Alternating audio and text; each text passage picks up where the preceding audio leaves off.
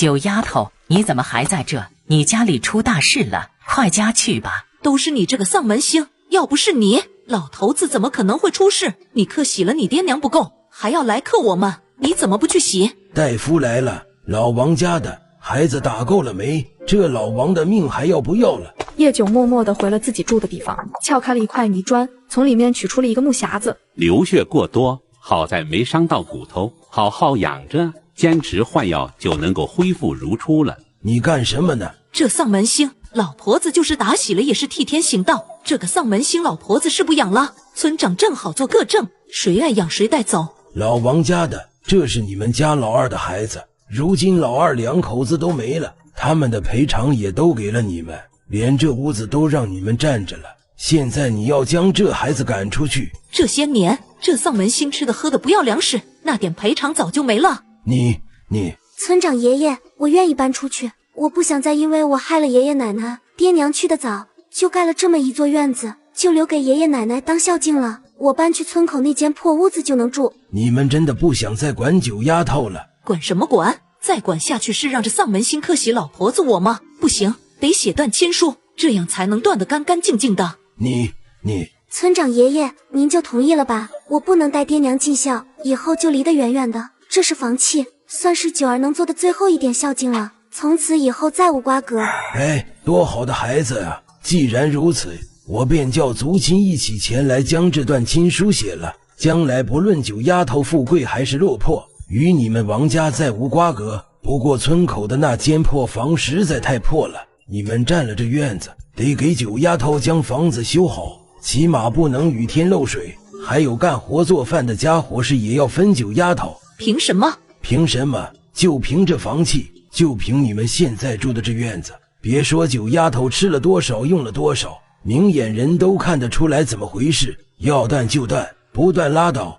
这屋子小了些，不过后面前面的地都挺大。婶子明天来给你将菜地弄好，你一个人多少种点东西，到了冬日里也饿不着，日子慢慢的就好了。谢谢各位叔伯婶子了，九儿没有什么东西报答各位，就熬了点稀粥，叔伯婶子们喝上一口算作感谢了。九丫头也别破费了，你那点粮食还是省着些，能帮你的不多，晚点让你婶子拿套翠兰小时候的衣裳，也有个换洗的，大家也都回去吧，让九丫头早点休息。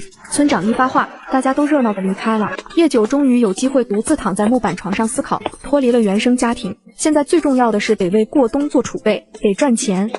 家里的那点吃食肯定是不够的，但是附近小河边的野菜也时常被人挖着，想要挖到更多的野菜就只能往山里走，越往山里走，野菜也就越来越多。叶九也不是盲目的走，而是顺着山沟有水源的地方，这样也更容易碰上野物。听到有动静，叶九停下了挖野菜的动作，手里拿起一块石头，保持着半弯腰的姿势。一只野鸡突然飞了出来，叶九抄起石块狠狠地砸了出去，直接命中脑袋。时间很快，一天过去了，叶九收获了一只鸡和一箩筐忍冬花。小姑娘来看病还是请大夫？都不是，你们这收药材吗？你要卖药材，我们药房有专门送药的，一般的草药若是不好都不会收，先跟你说清楚。我知道，你看看行不行？是忍冬花啊，你等等，我去将我师傅找来。顾大夫好。就是小姑娘你要卖草药，老夫检查一番，若是好的便都收了。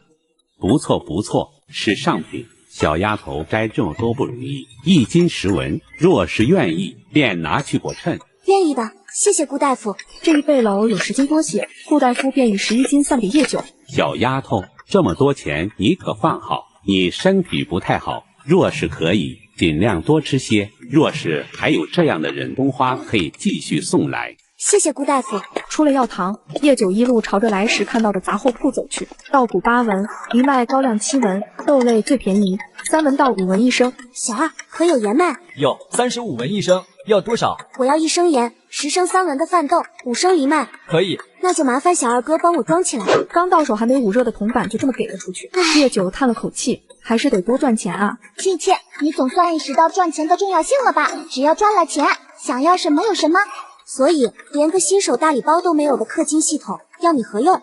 回到家的叶九见天色还早，便准备进山看看自己前2天装的陷阱可有收获。前2个陷阱都没有什么收获，但是朝着第3个陷阱走去的时候，却发现了一个庞然大物，一条大蟒慵懒地横在陷阱上，瀑布隆起，应该是刚进食没多久。七七，赚钱的机会来了哦！看看这大蛇，蛇胆入药，蛇皮治边，蛇肉还能卖。狗系统，你这是怂恿我去死好换个宿主是不是？七七，没有了，我说的是真的哦。这一条蛇能卖的价钱绝对比你摘草药来的多得多。我手无寸铁，一把破镰刀能干什么用？亲亲可以使用租借功能哦。商城里有各式各样的武器，租借的时间不同，价格也不同哦。租借功能就不要钱了吗？当然要的哦。亲切，天下没有白吃的午餐。不过宿主第一次使用租借功能可以先借后还，不用白不用哦，很划算的，绝对物超所值。系统租用界面立即显示在了叶九脑海中，有冷兵器，也有热武器。亲亲，你看这个匕首怎么样？3天只需要1000银子哦，削铁如泥，锋利无比。我怕我死在大蟒口中。亲亲别怕，高风险意味着高报酬，而且匕首能用3天，亲亲还是赚了的呢。我觉得你现在就像传销贩子。那亲亲要不要试试？按期还款无利息了。想一想，一升盐要35文，叶九咬牙，这要是还要买过冬的棉被棉袄，那得多少钱？拼一拼，单车变摩托，搏一搏，摩托变路虎。匕首给我。好的呢，亲亲，欢迎下次光临。一把泛着冷光的匕首出现在了叶九的手中。叶九看准大蟒心脏的位置，手中匕首如利剑般直插大蟒心窝子。巨蟒翻滚了足足半个小时才停下劲，确定蛇死透透了，叶九才上前。这么大的蛇我要怎么弄走？装空间的话不太好拿出来。想了想，叶九决定将蛇卖给顾大夫。顾大夫可还在？我有事情跟顾大夫说。师傅在后堂打理草药，你直接进去就好了。好，谢谢小哥哥。慢慢走，叫我苏叶。谢谢苏叶，我叫叶九。去吧，师傅在后堂。顾大夫，小丫头怎么来了？我今天在山上杀了一条蛇，这么大，听说蛇胆能够入药，但是我自己弄不动。顾大夫又是个好人，所以我就想着将蛇卖给您，您要不要去看看？这么大的蛇岂不成精了？看着小丫头的比划，顾大夫有些不信，不过也只当是小孩子被吓到了。真的，那蛇不知吃了什么东西，腹部鼓鼓的，我见一动不动，于是就用这匕首扎了下去。后来蛇滚动起来，我就跑大树后面藏起来，直到蛇不动了，这才拔了匕首。您去看了就知道了。顾大夫看了一眼叶九拿出来的匕首，确实锋利无比，是好东西。那既然如此，便去看看，可远啊？还好，不过最好多叫2个人，不然抬不动。顾大夫闻言，让苏叶将平日里打杂的仆人叫上，然后赶着牛车跟着叶九走。这是花纹大蟒，足有27尺长，罕见。小丫头，下次遇到这样的事情还是找大人，太危险了。丫头想好了，这蛇就这么卖给老夫，你若是去县里，说不得还能找到出价更高的人家。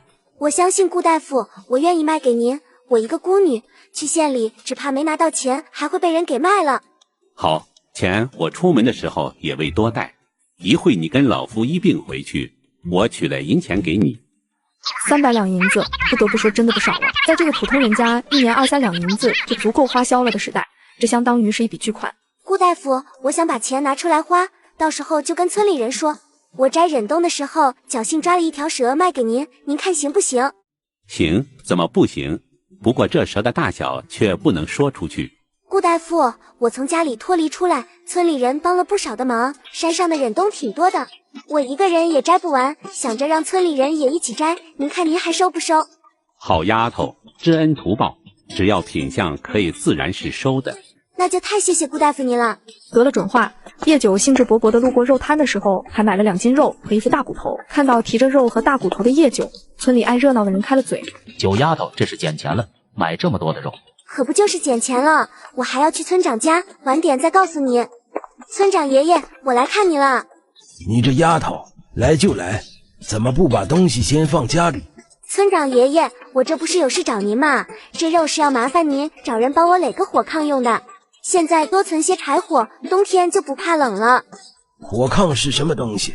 还有，丫头，你这钱是哪里来的？这肉是我卖药才买的，我在山里发现了忍冬，当然卖忍冬得的钱肯定不够，但是侥幸抓到了一条蛇，卖给了镇上的药堂，这才有钱来找您帮忙。你这丫头，那山里多危险，算了，如今你一个人，若不是万不得已，谁愿意去那深山里？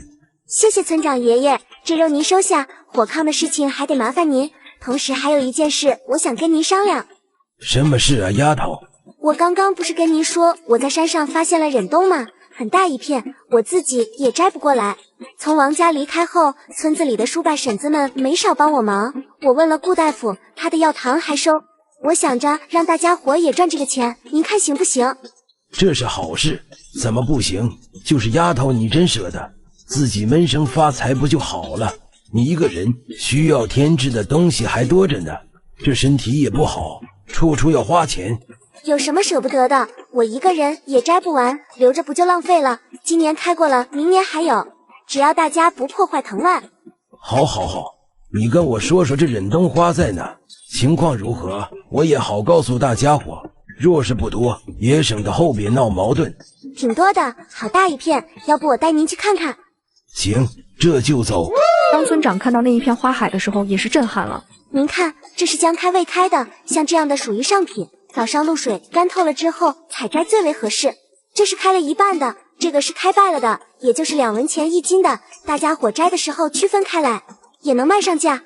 这也是九丫头心中感激大家伙的帮忙，将这事情告诉了我。这要是换了别人，只怕是宁愿无死也不说。大家伙心里记着些，时间也不早了，大家都先回去，明日再来一起采摘。回到家里，看到还挂着的那刀肉，村长顿时想起九丫头找自己还有一件事来着。老二，你去把九丫头请来。一听自己爹的吩咐，才进门的李二虎应声扭头又出去了。九丫头来了，你今天说的那个火炕是怎么回事？村长爷爷，这个火炕我也是听人说的，说是在离我们这里还要远的北方，那边天气实在太寒冷，那里的人为了度过冬天，会烧火炕，一大家子人住在一起，这样也就熬过来了。那你可知道怎么做？我好奇，就悄悄靠近听了来，那人说的也详细，不过我也没见过，但是想着距离冬天还有好长一段时间，要是真的能行，我也就不怕自己冻死了。好丫头，记住了多少？咱们试试，要是真的成了，把事情报去吕长的，说不定还有赏钱。这火炕分炕床还有炕灶2部分，就像咱们现在用的大灶，连接着同样用土坯修的炕床。炕床分上下2部分，下面是想通的，炕灶烧火可以正常做饭，热气随着通口进入到床底，然后渗透到床面上，就是比较费柴火，最好就是贴着大灶后头修，这样热得快，还能省些柴火。当然，这是我自己觉得的。九丫头这个想法是对的，听着确实可行。我就2间屋子，厨房、吃饭杂物的放一块了，另外1间就是睡觉的地方。我就想着让村长爷爷您找人帮我修个大灶，还有炕床，2个屋子本就是相通的，倒也省了我再开个门，就是我没有土坯，还得跟村里人买。土坯家里有，明日我带着人将土坯搬到你那，先给你把大灶跟炕床修了，然后再烧火试试，就是这夏天烧火会不会太热？没事的，中间可以做个活动的地方，不想烧炕床的时候用砖堵上，等要烧的时候拿开用粘土黄泥再包起来，1年也就麻烦2次。好，那事情就这么说定了。回到家，吃饱喝足的叶九躺在床上闭目养神。亲切，想要成为一代大侠吗？我们有个式各样的武功秘籍了，包教包会，童叟无欺。什么灭魂无极、八卦腿、开天霹雳掌、半秒走天涯、轮回奥诀、混元天心劲、醉梦红尘心法、断体术。狗系统，还说你不是氪金系统。我们是福利系统，不是败家系统窝亲。叶九还是咬牙点选了断体术，其他那些都太夸张了。亲切，商品已经发放到系统空间，请查收，祝您生活愉快。一夜未睡，叶九却觉得自己精神很好，甚至想要去打猎。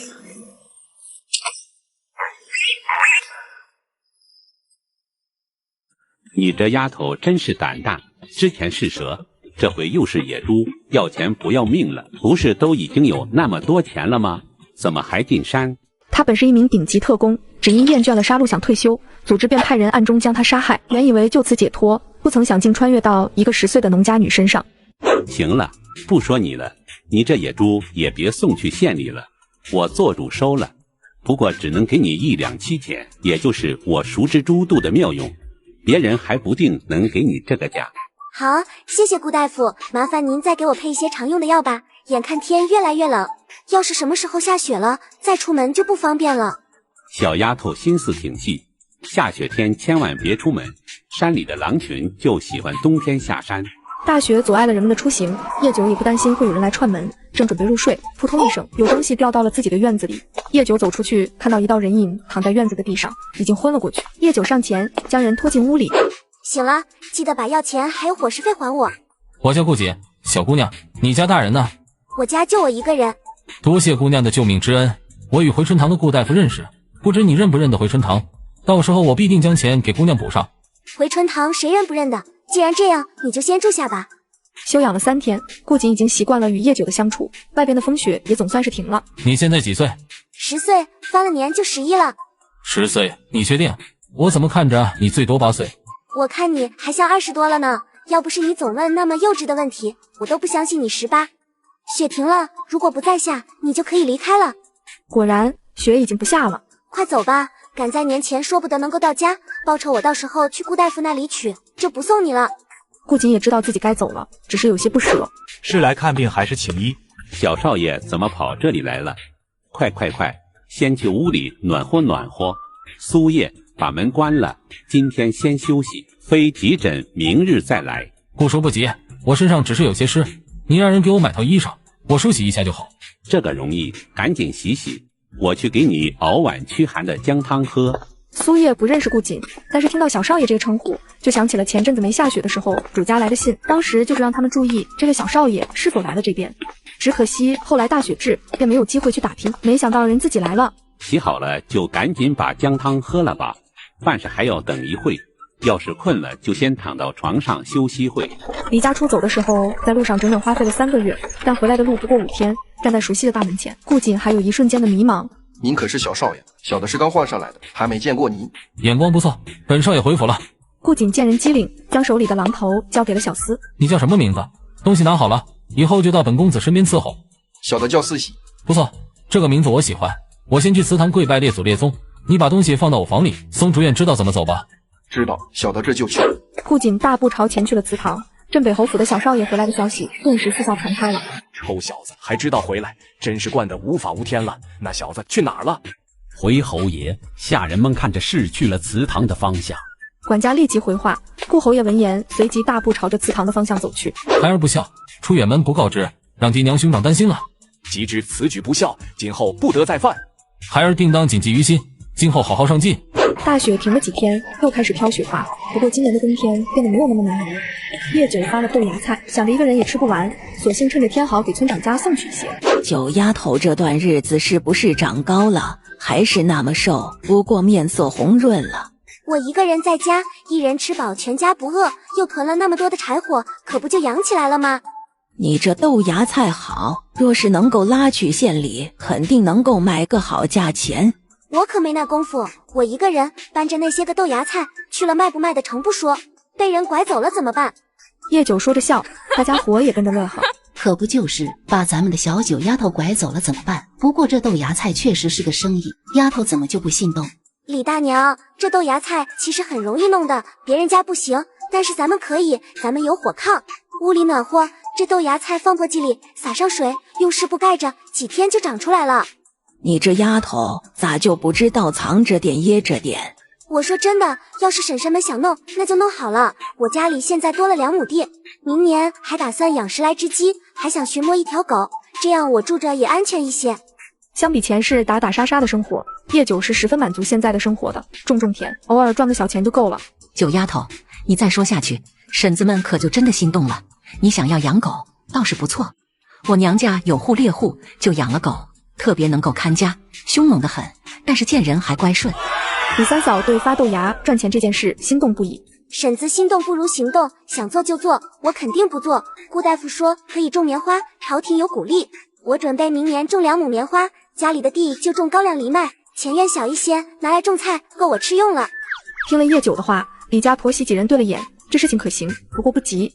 那婶子们就真做了。你想要那狗，婶子帮你寻摸，绝对是好的才给你送来。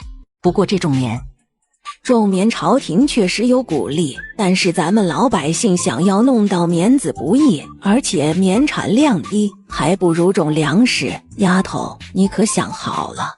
想好了，我想试试，反正家里种的粮食也够吃，与其想其他的赚钱法子，我不如种棉。顾大夫说可以帮我弄到棉子，奶奶婶婶不用替我担心，倒是那狗真得替我留意才是。九丫头，你怎么才来镇上？我还想着你要是再不来就奔你家去了。开春了，地里忙，好一顿收拾，这不才得闲空。走，咱们去后堂。小少爷给你寄了2封书信，也不知你识不识字。要是不识字，我可以给你念念；要是识字最好。对了，还有一些东西也是小少爷让人送来的，说多亏了你的照顾。叶九打开信看了一眼，字都认识。我都认识，谢谢您。不过我没有纸笔，需不需要回信？能回信字是最好。已收到，勿念。叶九抬头看到顾大夫的神情有些特别，是不是少了点？那我再添一句，平安珍重。是不是很多字不会写？要不我帮九丫头你写？不用，这就行了。好家伙，藏了一个冬，又过了一个春冬，九丫头大变样了，李大18变果然是不同。大家纷纷夸奖，唯独人群中的王家，尤其王老婆子，看叶九的眼神分外恶毒，恨不得叶九去死。奈何自家人也要去摘那忍冬花，只能忍下来。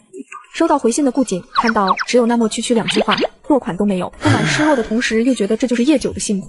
如今的顾瑾已经成了镇北侯世子，镇北侯亲自请旨册封的，皇帝当场就允了。想到叶九应该在忙着春耕，顾瑾没有写信，琢磨着差不多端午了，先给准备上了雄黄酒，还有放得住的吃食。九姑娘终于来了，师傅都盼你好几天了。总算是来了，东西放着我都怕坏了。什么东西？小少爷送的。想着今天大吉，你怎么都该来镇上，不来傍晚我就让苏叶给你送去了。又给我送东西了，可是我都没东西送他。叶九以为之前送了2次东西，他们也算两清了，倒是没想到顾瑾那家伙还能给自己送东西。东西我就拿走了，等我下次准备了东西再给他回信，麻烦你了。回了家，叶九想了想，还是进山一趟，可以先去之前的陷阱看看，收拾收拾，然后去那片忍冬花海，就当提前给大家伙探路了。突然，一声尖笑声响起，叶九抬头从茂密的树林里往天空看去，一只苍鹰翱翔天际。就它了。亲切，你手中的弓弩可捕捉不到苍鹰哦。您可以从系统租借专门的网枪，自带定位系统哦。要不要试试？狗系统，你还真是但凡要花钱的时候绝不手软，马上就能出现。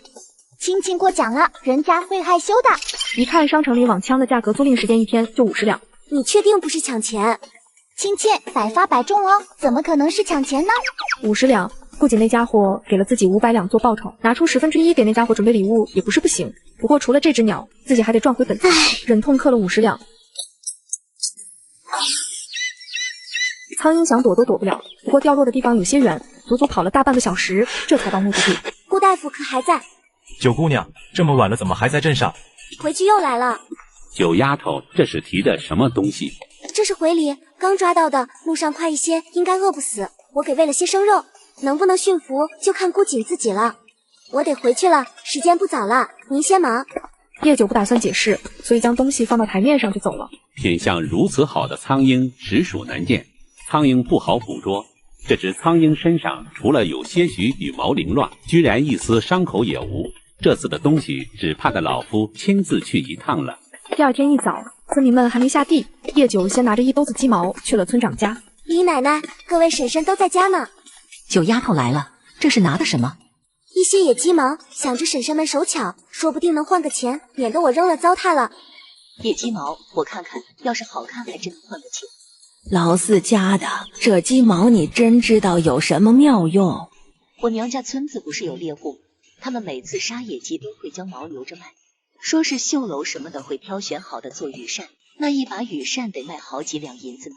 我要这些也没用，四婶婶既然知道一些，不如拿去试试。今年山里的野鸡这么多啊？是不少，不过婶婶们进山的话得小心蛇虫鼠蚁，我这次看到了好几条蛇。那忍冬花有解毒的功效，要是不小心碰上了，可以先多吃一些，然后赶紧去镇上找大夫。九丫头提醒的是，你们去带上些雄黄，刚过端午，雄黄家家应该都有，也去提醒提醒。行，娘，我这就去。王婆子一边摘着花，一边嘀咕，心中不平。叶九这个丧门星就是故意的，居然敢闹断亲，要是不断，如今这些好东西可都是我们王家的。王婆子的大媳妇听到了，也是同样的想法，心里默默地盘算了起来，完全没有注意到一条花斑蛇正匍匐在草丛中。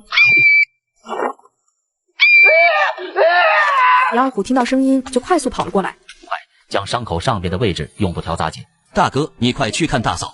王老大也及时反应过来，自己媳妇被咬伤的是腿，确实不合适其他人帮忙。蛇胆，娘，蛇胆让大嫂吃了。快吃花，这花有解毒功效，能吃多少吃多少，将毒血挤出来，然后赶紧送到镇里。王家人下山以后，有人反应了过来，王家的人啊，好像都没带雄黄啊。别说，我离他们家近，来摘了2天花了，他们家好像真没带个香包啥的。可不是嘛，村长媳妇都挨家挨户的说了，大家都带了，怎么就王家点背？估计就是他们没带雄黄。大伙都小心些，我这心里不得劲，我跟着去瞧瞧，我怕王家赖上咱家二叔子实诚，我去叫上咱当家的跟公公一起去。公公当家的都在呢，快边走边说。那王家人上山连个雄黄的香包都不带，这不让蛇给咬了，我怕二叔子被王家赖上，赶紧跑了回来。他们人多，咱们赶紧跟上，到时候也好有个说法。不怪李大嫂这么想，实在是王家人的品性不咋样。村长一听还真怕，连忙带着儿子追了上去。师傅一走，县里调了一位坐堂大夫来，人很严肃，苏叶一整天都战战兢兢的。张大夫，外边好像出事了。大夫，这2人都中了蛇毒。对了，这是那条咬人的蛇，我捡了来了。这是蝮蛇，又叫花斑，剧毒，这个还有救，这个没得救了，中毒太深。王老大瘫坐在地，再也忍不住哭了起来，边哭边道：可是我媳妇她吃了蛇胆了呀！张大夫闻言大怒：糊涂！蛇胆确实是难得的药材，但是谁告诉你们能解蛇毒？要知道蛇胆也是含有毒性的，真是自作孽。想要活，这条手便不能要，你们看怎么办吧？王老大，你还在这里哭什么？里面大夫问话了，王大娘要活，手留还是不留？被孙子通知的王老头此时也总算是到了。爹，大夫说娘能救，但是这手要不得了，是去了还是留着？您看怎么办？丧门星，为什么死的不是你？快！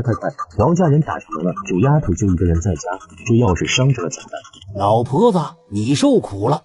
苏叶，去熬药，多余的人出去，留2个壮汉将人手脚固定住，扶住这条断手。好了，再过一会，再喝1副药就可以离开了。当家的，这事情可不能就这么算了。村长家牵的头，咱们家才去的山里摘花，如今娘跟大嫂出了事，村长一家就这么一句话都不给。村长一家是不能得罪的，本来关系就不太好了，要怪还得怪那丧门星，去年那么长的时间都没碰上蛇，就今天路上碰上了，娘跟大嫂就出了事，10有8九，不就是那丧门星克的，都断了心了，还克咱们家，得找他去。对，都是那丧门星的错，就说怎么会那么奇怪。我在大嫂边上的时候，就听到大嫂跟娘说那丧门星不好，偏听就急了，被咬的人是大嫂，大嫂被咬了之后，把蛇一扔，居然扔到了娘身上。当家的不会那么邪门吧？这是肯定是那丧门星克的，一会找机会将爹拉去一边，让爹去找个大师，不能让那丧门星一直克着咱家。不过事情也不能那么绝，先让那丧门星掏钱，要是那丧门星不掏钱，咱们再去找大师。人心不古啊，那王家还真不是什么好人。张大夫感慨了一句：不奇怪，他们连个孤女都不放过，九姑娘多好的人啊，被他们说是丧门星，还将九姑娘赶出家门断了亲，让九姑娘成了没有根的人。听着，你跟这个九姑娘关系不错啊。张大夫，我跟你说，九姑娘是个真好的姑娘。我第一次见九姑娘的时候，九姑娘瘦的皮包骨，裸露在外的皮肤包括脸上都是各种伤疤淤痕。九姑娘得知忍冬花能换银钱，不仅没有私藏，还将自己发现的一大片忍冬花告诉了村里人。那王家人我都见过，他们也背了忍冬花来卖。若是这样，那你得去给小姑娘提个醒，这王家人想要找个大师陷害她，将损失从那姑娘身上讨回来。苏叶闻言有些目瞪口呆，亲都断了，还能如此恶毒，实属罕见。九丫头，王家出事了，苏小大夫让大婶来给你提个醒。李大娘，什么事啊？王家人在山上被蛇咬了，王家老大的媳妇没了，王婆子虽然命保住了，但是没了半条手。王家人合计着算计你呢，要从你身上将钱掏回去不说，还想要找个假大师来害你，你可上点心。大娘，我知道奶奶为什么不喜欢我，因为我不是王家的孩子，这是我偷偷听到的。家里的青砖瓦房是我娘出的钱盖的，所以房契才写的我的名字。我也早早就立了女户，但是我一直觉得王家是我家，所以我……难怪当初断亲的时候，王婆子那话，哎，可怜的孩子。九丫头，这是我要回去跟你李奶奶他们商量商量，你自己也得有个准备。丧门星，为什么死的不是你？快！王家人打进来，这丫头就一个人在家，这要是伤着了咋办？丧门星！王家的孩子在屋外叫骂着。今天需不需要卖惨神器？有假伤口，自带流血特效，十分逼真，搭配催泪手环使用，效果翻倍哦。咋就不能做个正经系统呢？不过这个好，来一个。亲切，10两银子一个，可重复使用哦。10两就10两。你们王家这是要上门杀人吗？还有没有天理了？李大嫂没想到自己特意通知了，还是止不住王家重伤叶九。王老大，你们家人这是要做什么？你们王家已经跟九丫头断了亲了，而且这是意外，关九丫头什么事？意外？谁信？李大虎，你家是村长，你可不能偏袒。大娘，大伯娘死了，奶奶伤了，我什么都没做，为什么要骂我？你们说我命硬，可人，我离你们远远的，就待在这个院子里，也不往王家的方向走。我能够离多远就离多远了。知道你们会去摘花，我便再也没去过。说着，叶九的身体突然晃了一下，一旁的李大嫂连忙将人扶住。九丫头，先别哭，快把伤口止住血，我扶你去。家里可有伤药？有，我自己能行。大娘，我怕。叶九的眼看向王家人，这话的意思大家都懂。不怕不怕，你先回去把伤口包好，不行咱们去镇上，大娘给你守着门。谢谢大娘。叶九这才转身回屋里包扎伤口，将战场留给王家跟村民们。大家伙这是做什么？我王家教训一个孩子，难不成都得大家伙同意？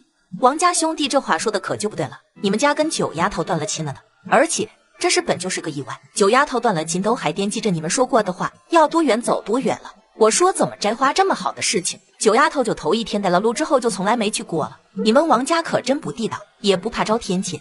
那又如何？这丫头再苦也是该的，一个丧门星，作为晚辈，连孝道都不懂，就不配活在这个世上。我婆婆生了病了，她就该拿钱照顾一个赔钱货，居然住这么大的屋子，还吃那么好，长辈都吃不上一口肉，她还能灌2只鸡在那风干。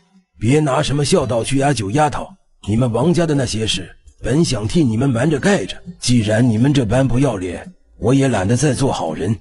这王家还有什么事，居然是我们不知道的？注意看，这个小女孩只因在墙角打了个盹，竟意外听到了一个惊天大秘密。九丫头根本就不是你们王家的孩子。村长的话如同炸弹，将村民们给炸开了花。当年你家老二将人带回来，你这个当爹的是知道的，孩子是老二媳妇姐姐的，为了让你接纳这个孩子，老二媳妇还给了你们一笔钱，又盖了那青砖瓦房。九丫头自打来就立了女户，根本没上你王家的户籍，连房契都是在九丫头名下。结果老二两口子一走，你们占了屋子不说，还虐待九丫头。九丫头念恩情，将房子让给了你们不说，自己找到了挣钱的门路，不忘村里人，从未说过你王家人一句不是。知你王家人去摘花，九丫头就不去。一个10岁大的小丫头，自己赚钱买了这房子，凭什么孝敬你王家人？众人纷纷点头，都觉得王家人属实不知好歹。你们看不得一个孤女好，还私下说九丫头命格硬，克制你们王家，怎么就没想过自作孽天不容？村长的话顿时让村民们更嫌弃王家了。那我老婆子就白受伤，少了半条手，我那大儿媳就这么白死了。你可真有脸说，你自己看看，你王家从大人的孩子，可有一人带了雄黄？再看看其他同样进山的人，哪个身上没挂雄黄？我家大儿媳专门挨家挨户的提醒了，你王家却当耳旁风。而且你那儿媳是怎么死的？任大夫说了，毒血没有第一时间清理干净，然后又吞了蛇胆，这才连药堂的门都没进就断气了。我家老二第一时间就让你们将毒血起来，然后再送镇上，是你家老大直接背着人就跑。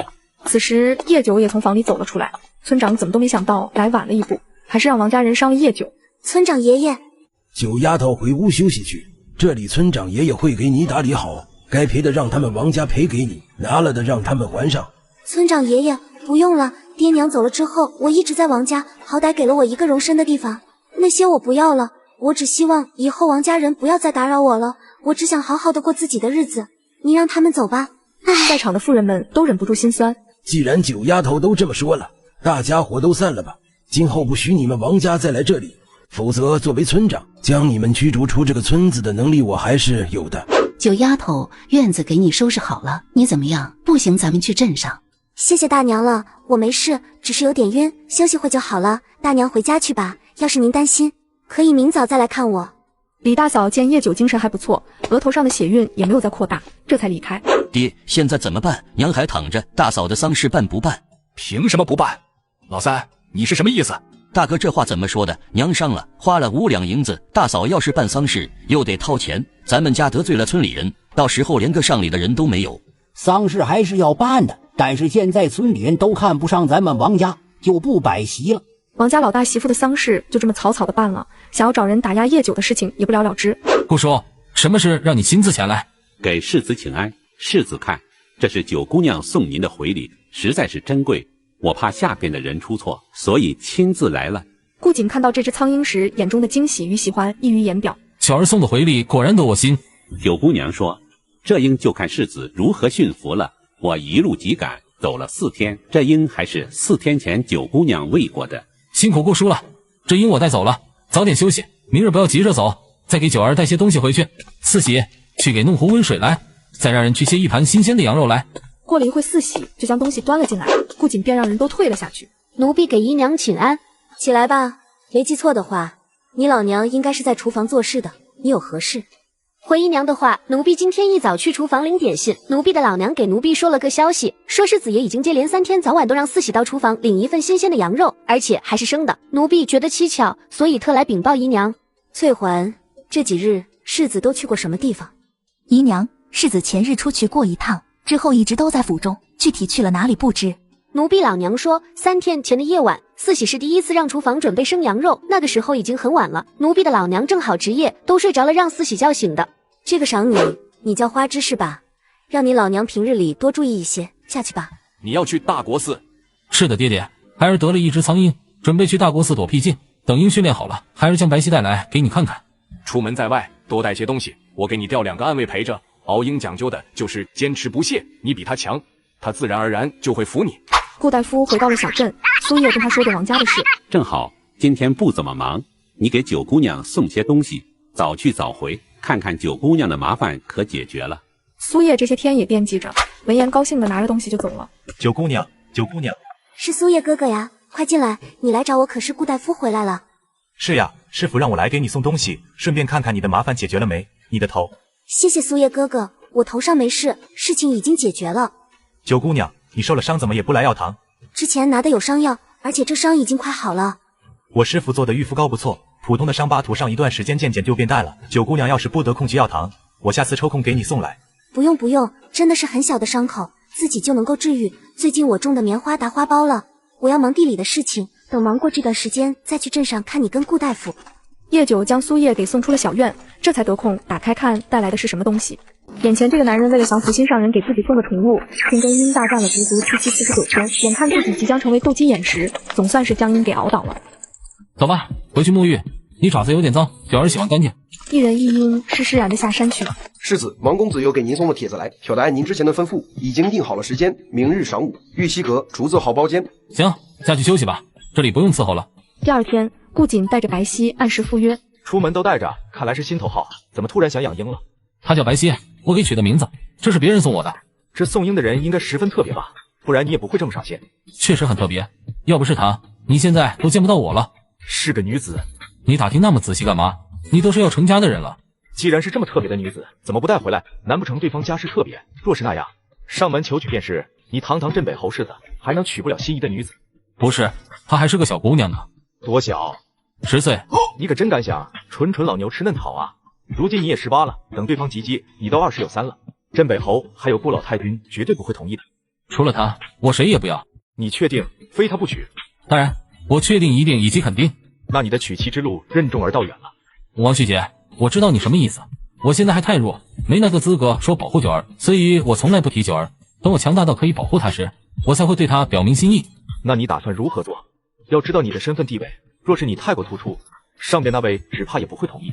我知道，所以我也没打算在朝堂上表现。我想要赚钱，赚多多的钱。钱这个东西不是万能的，但是很多时候有了钱，事情就变得容易了。再加上我镇北侯府的权势，只是护住我的妻子还是足够了的。你准备怎么挣钱？不知道啊，这不我来找你了吗？我手里就5000两，你脑袋最聪明了，给兄弟想想办法。5000两太少了，将你以前败的那些玩意都拿出来，我给你置换成钱财。我手头有3万两，到时候我们一起合股弄艘船，船运赚钱。那行，我去将那些东西收拾收拾，反正现在看着也不咋地了。行了，具体的事情等钱筹到再说。顾瑾也不想再多做了，时间就是金钱啊。东西我都收拾好了，你看是搬到你府里还是怎么样？我让你收拾，你也不用如此着急吧。不过搬都搬来了，也不用谢了。先等等，我让人去传个信，你先跟我去我呢。我跟你说，我回去连口茶水都没顾上喝，收拾了东西就来了。而且你看这是什么？你能弄来这么多银票？顾瑾从怀里掏出一板银票，跟我爹借的3万两，3年后还，连本带息35000两，怎么样？好兄弟，这下我总算能够放开手脚去准备了。我们5-5分账，你给我询问一些人，要身手好的。要弄运船的事情，顾瑾也没打算瞒着叶九，给叶九写的信里将事情说了进去。叶九收到信，正愁该怎么处理2亩地的棉花呢？这不就是瞌睡来了有人送枕头吗？于是叶九连忙写了书信，说了卖棉的事情，还有让顾瑾找个可以信赖的人来将棉子以及耕种之法带走。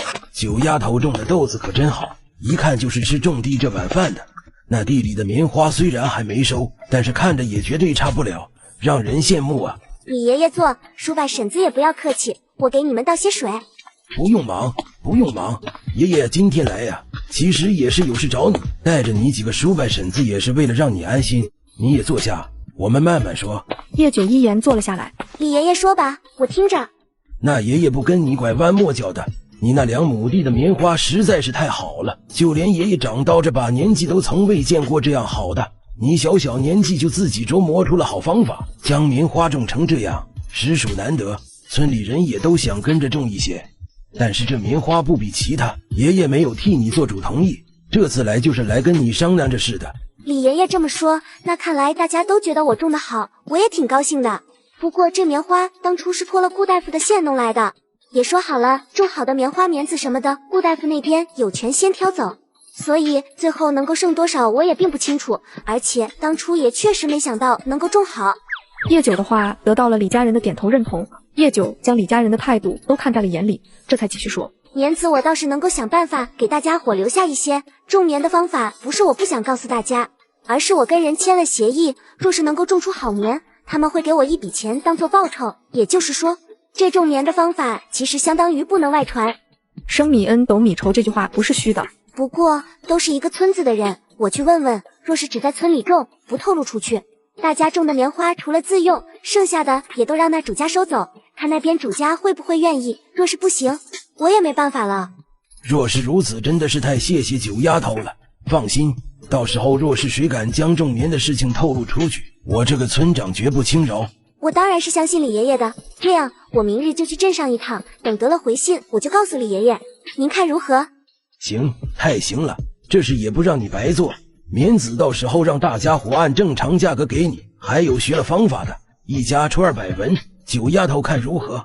也行，要是没钱，可以换成等价的粮食。收到信的顾瑾高兴地带着信就去找王旭杰，手里抱着一个包裹得严严实实的包袱，可见顾瑾对这个包袱的重视。什么事这么着急找我？咱们的船不是货物还没准备齐全吗？你看看这个怎么样？这么好的棉花你哪来的？注意看，这个女孩为了让征战在外的将士冬天不被冻死，竟在古代研究出了如何让棉花高产的办法。你就说行不行？当然行啊，这棉花可不比上贡的棉花差，你从何弄来的？这是九儿种的，九儿说了，以市价还低30%的价格卖给我们，还有棉子一批，以及棉花高产的种植方法。你说什么？棉花高产的方法？王旭杰有些不敢相信。对啊，九儿说按他的种植之法，1亩地大约能收300斤紫棉，他种了2亩地，到时候种子绝对不少。我想着弄个庄子专门种棉。能够确保都像这样吗？想知道，不如一起去看看。不过这一来一去至少半月，你能否抽出时间？没有问题。说了什么时候能够收棉了没？信上说6月中旬就可以开始采棉了，采棉大概10天便可以完成。要是这样，半月绝对不够，1个月5天后出发。这几天抓紧着准备货物，直接将运船开过去。王旭杰果断地下了决定。你确定这种棉一事是真的？从何处得来的消息？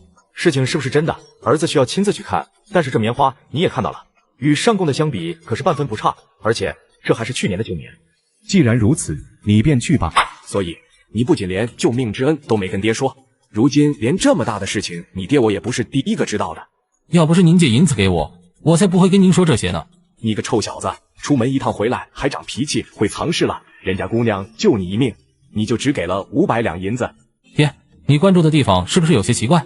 奇怪？为父看你才奇怪，你不会是看上人家姑娘了吧？准备救命之恩以身相许。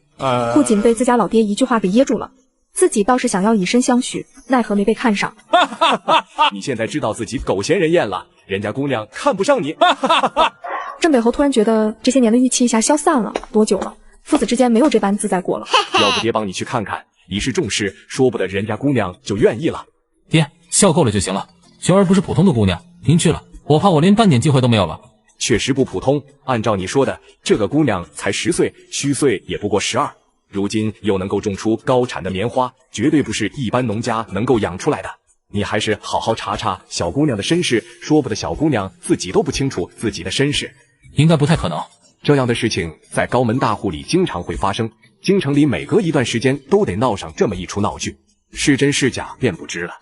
顾瑾瞪大了眼睛，还能有这样的？对了，那棉花收了你也别想着卖哪去，为父按市价高1成收了，钱从那3万两里扣。棉花让人制成棉衣送到你大哥那里，钱好赚，御寒的棉花却不好得，今年的棉花收了，还得等1年才有，朝廷能够拨给将士们的棉衣有限。爹，这可是你说的，不过不用高1成，就原价，还是保证这些棉花全都用到将士们的身上。顾瑾心中也是惦记着自家大哥的。对了，你才跟为父借了钱，手里有钱买庄子种棉。为父有个庄子，大约300亩地，种棉应该是完全足够了，可以直接给你。不过有一个要求，棉花收成的2/3要紧着你大哥呢，剩下的1/3你想要如何处理便如何处理。行，谢谢爹。白得一个庄子，2/3的棉花，就是自己老爹不说，自己也不会舍不得。李爷爷，你怎么来了？我刚准备去您那呢。这不是小宝在村头抓蚂蚱看到你回来了，我就顺道过来了。叶九一听，这哪是顺道啊，这是专门等着呢。九丫头，事情怎么样了？要是那边主家不同意就算了。叶九还没开口，村长自己就把话带上了。那边主家同意了，不过这是必须保密，主家那边是当官的，咱们小老百姓，主家也人心，就是消息不能往外透露，到时候除了自家地里留点棉籽，还有需要的棉花，剩下的主家那边都会派人来全都收走。叶九的话让村长有些喜出望外。那太好了，谁家要是敢把这事透露出去，我就将他赶出咱们小村。小宝说你背了一大袋粮食回来，家中没粮了。倒也不是，我听顾大夫说前线战事又紧了，这不是害怕吗？前线战事又紧了，大伙先别急着想。有2件事情跟你们说一下，一件也就是大家关心的种棉的事。九丫头说主家那边同意了，不过那边主家是当官的，有要求，种棉的事情只能在村里，不得透露到外头。到时候各家留下自用的紫棉全都会按价收走，若是谁做不到将嘴闭严实了，那还不如不种，免得连累了村里人。第2件事就是前线又要开始打仗了，之前只是小打小闹，这一次动作有点大，大家伙也别舍不得钱，家里秋收还要交税，现在手里的钱最好是买点粮食存着，等秋收之后，粮食也都尽量别卖，不过想要买粮就悄悄的，别闹出大动静了，事情也别往外说。大家闻言心情不由有些低落，这眼看着日子刚有点好起色，怎么又打仗？顾将军，这物哈就跟饿狼一样，如今在关外烧杀掳掠不说，集结了大军压线，现在停在那不前不后的，是想要等什么？他们在等我们的百姓秋收呢。此时距离秋收还有3月，而乌哈国内应该是出了什么事，具体天灾还是人祸还不知。前去的探子已经晚了足足3天，没有送信回来了。九儿，好久不见，你在忙呢？看到白皙了吗？你说的是他吗？叶九指了指屋顶上的鹰。对，白皙快下来，来认认人。顾瑾朝白皙喊话，白皙顺从地落到了顾瑾的肩膀上。训练的不错，你怎么亲自来了？就你一人嘛？别人来我不放心，不是一个人来的，还带了我的好兄弟，就是信里跟你说的那个王旭杰。我原本是想着等你回信，没想到你亲自来了。棉花地你们也去看了，预估的数量只会比实收的少。九丫头，这可怎么办？摘，全都摘下来，虽然难包一些，但是这雨一下不知会怎么样。棉花我不想去担什么功劳名声，5000两买断，不过我希望你们能够推广出去，光靠你们种根本种不了多少，垄断在手里并不是什么好事。村里人明年也想要种棉花，你们跟村民立个契约，让他们保密种植，然后回收，这也算是互惠互利的事情，你们觉得如何？没问题，这本就不该一直握在一个人的手里。朝廷也推广过，可惜百姓们并不是十分愿意，加之棉种不多，也就在权贵中流转，作为上贡之用。棉花的事情便这么定了。摘棉的话，可以直接雇佣村里的农妇进行帮忙，我们还要去前线送东西。摘棉的事情不用你们担心，你们来得早，最早也要2天才能采摘。而且棉桃不是一次就开完的，算了下时间，你们可以先去送东西，送完了回来正好。叶九想都不想，起身就准备将2人打发走。不急不急，还有件事情想要跟叶姑娘谈。还有什么事？中午的时候，姑娘的酸菜鱼里放的辣椒可还有多，此物驱寒发汗的效果十分的好。想要多还真没有，我也是意外发现的，就种了那么10来颗，喏，就在那，有红有绿的，那就是了。就这些？对，不过里面的种子很多，要是全都熟透了晒干，种子留下，干燥的外皮依旧可以做菜使用，当然不晒干也能，只要把种子弄出来。这样，叶姑娘，这些辣椒我们都要了，我算500两，你看如何？不如何，钱不是问题，种子可以给你留，但是我自己做菜还是要用的，而且这辣椒驱寒效果是好，但是不是所有人都能够接受，而且十分上火，身体太虚弱的人吃了也受不了。你所感受到的辣不是味觉，而是痛觉，吃多了下泻的时候就悲剧了，它跟姜完全不一样。痛觉？可是吃到嘴里明明就是一个味道啊。这样我让你们体会一把。叶九直接从地里摘了一个红了半截的辣椒，掰开成2半，给2人手上分别涂抹了几下。死火辣辣的感觉，有些发热，还疼，是吧？这就是痛觉，吃了辣椒，嘴里的皮肤接触产生了痛感，所以十分的刺激。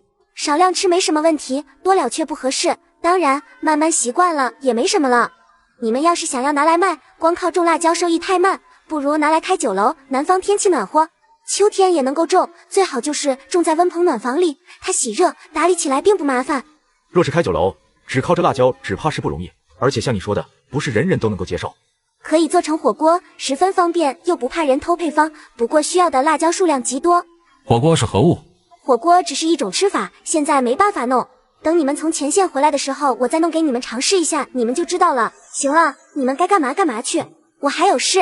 2日后，叶九请了李家几个婶婶跟自己一起摘棉。叶九给开的工价1天50文，包一顿饭。早上摘棉，摘完下午就掏棉花。掏棉花不难，4人很快就忙完了。亲亲，系统建议您租用烘干机，这样可以大大的减少时间哦。而且，亲亲要是舍得升级，就能够租用实验室。想要学习科学的耕种技巧，您肯定会需要使用实验室的。您确定不升级吗？哼，上次升级坑了我500两，结果更新之后，你将热武器都弄出来了。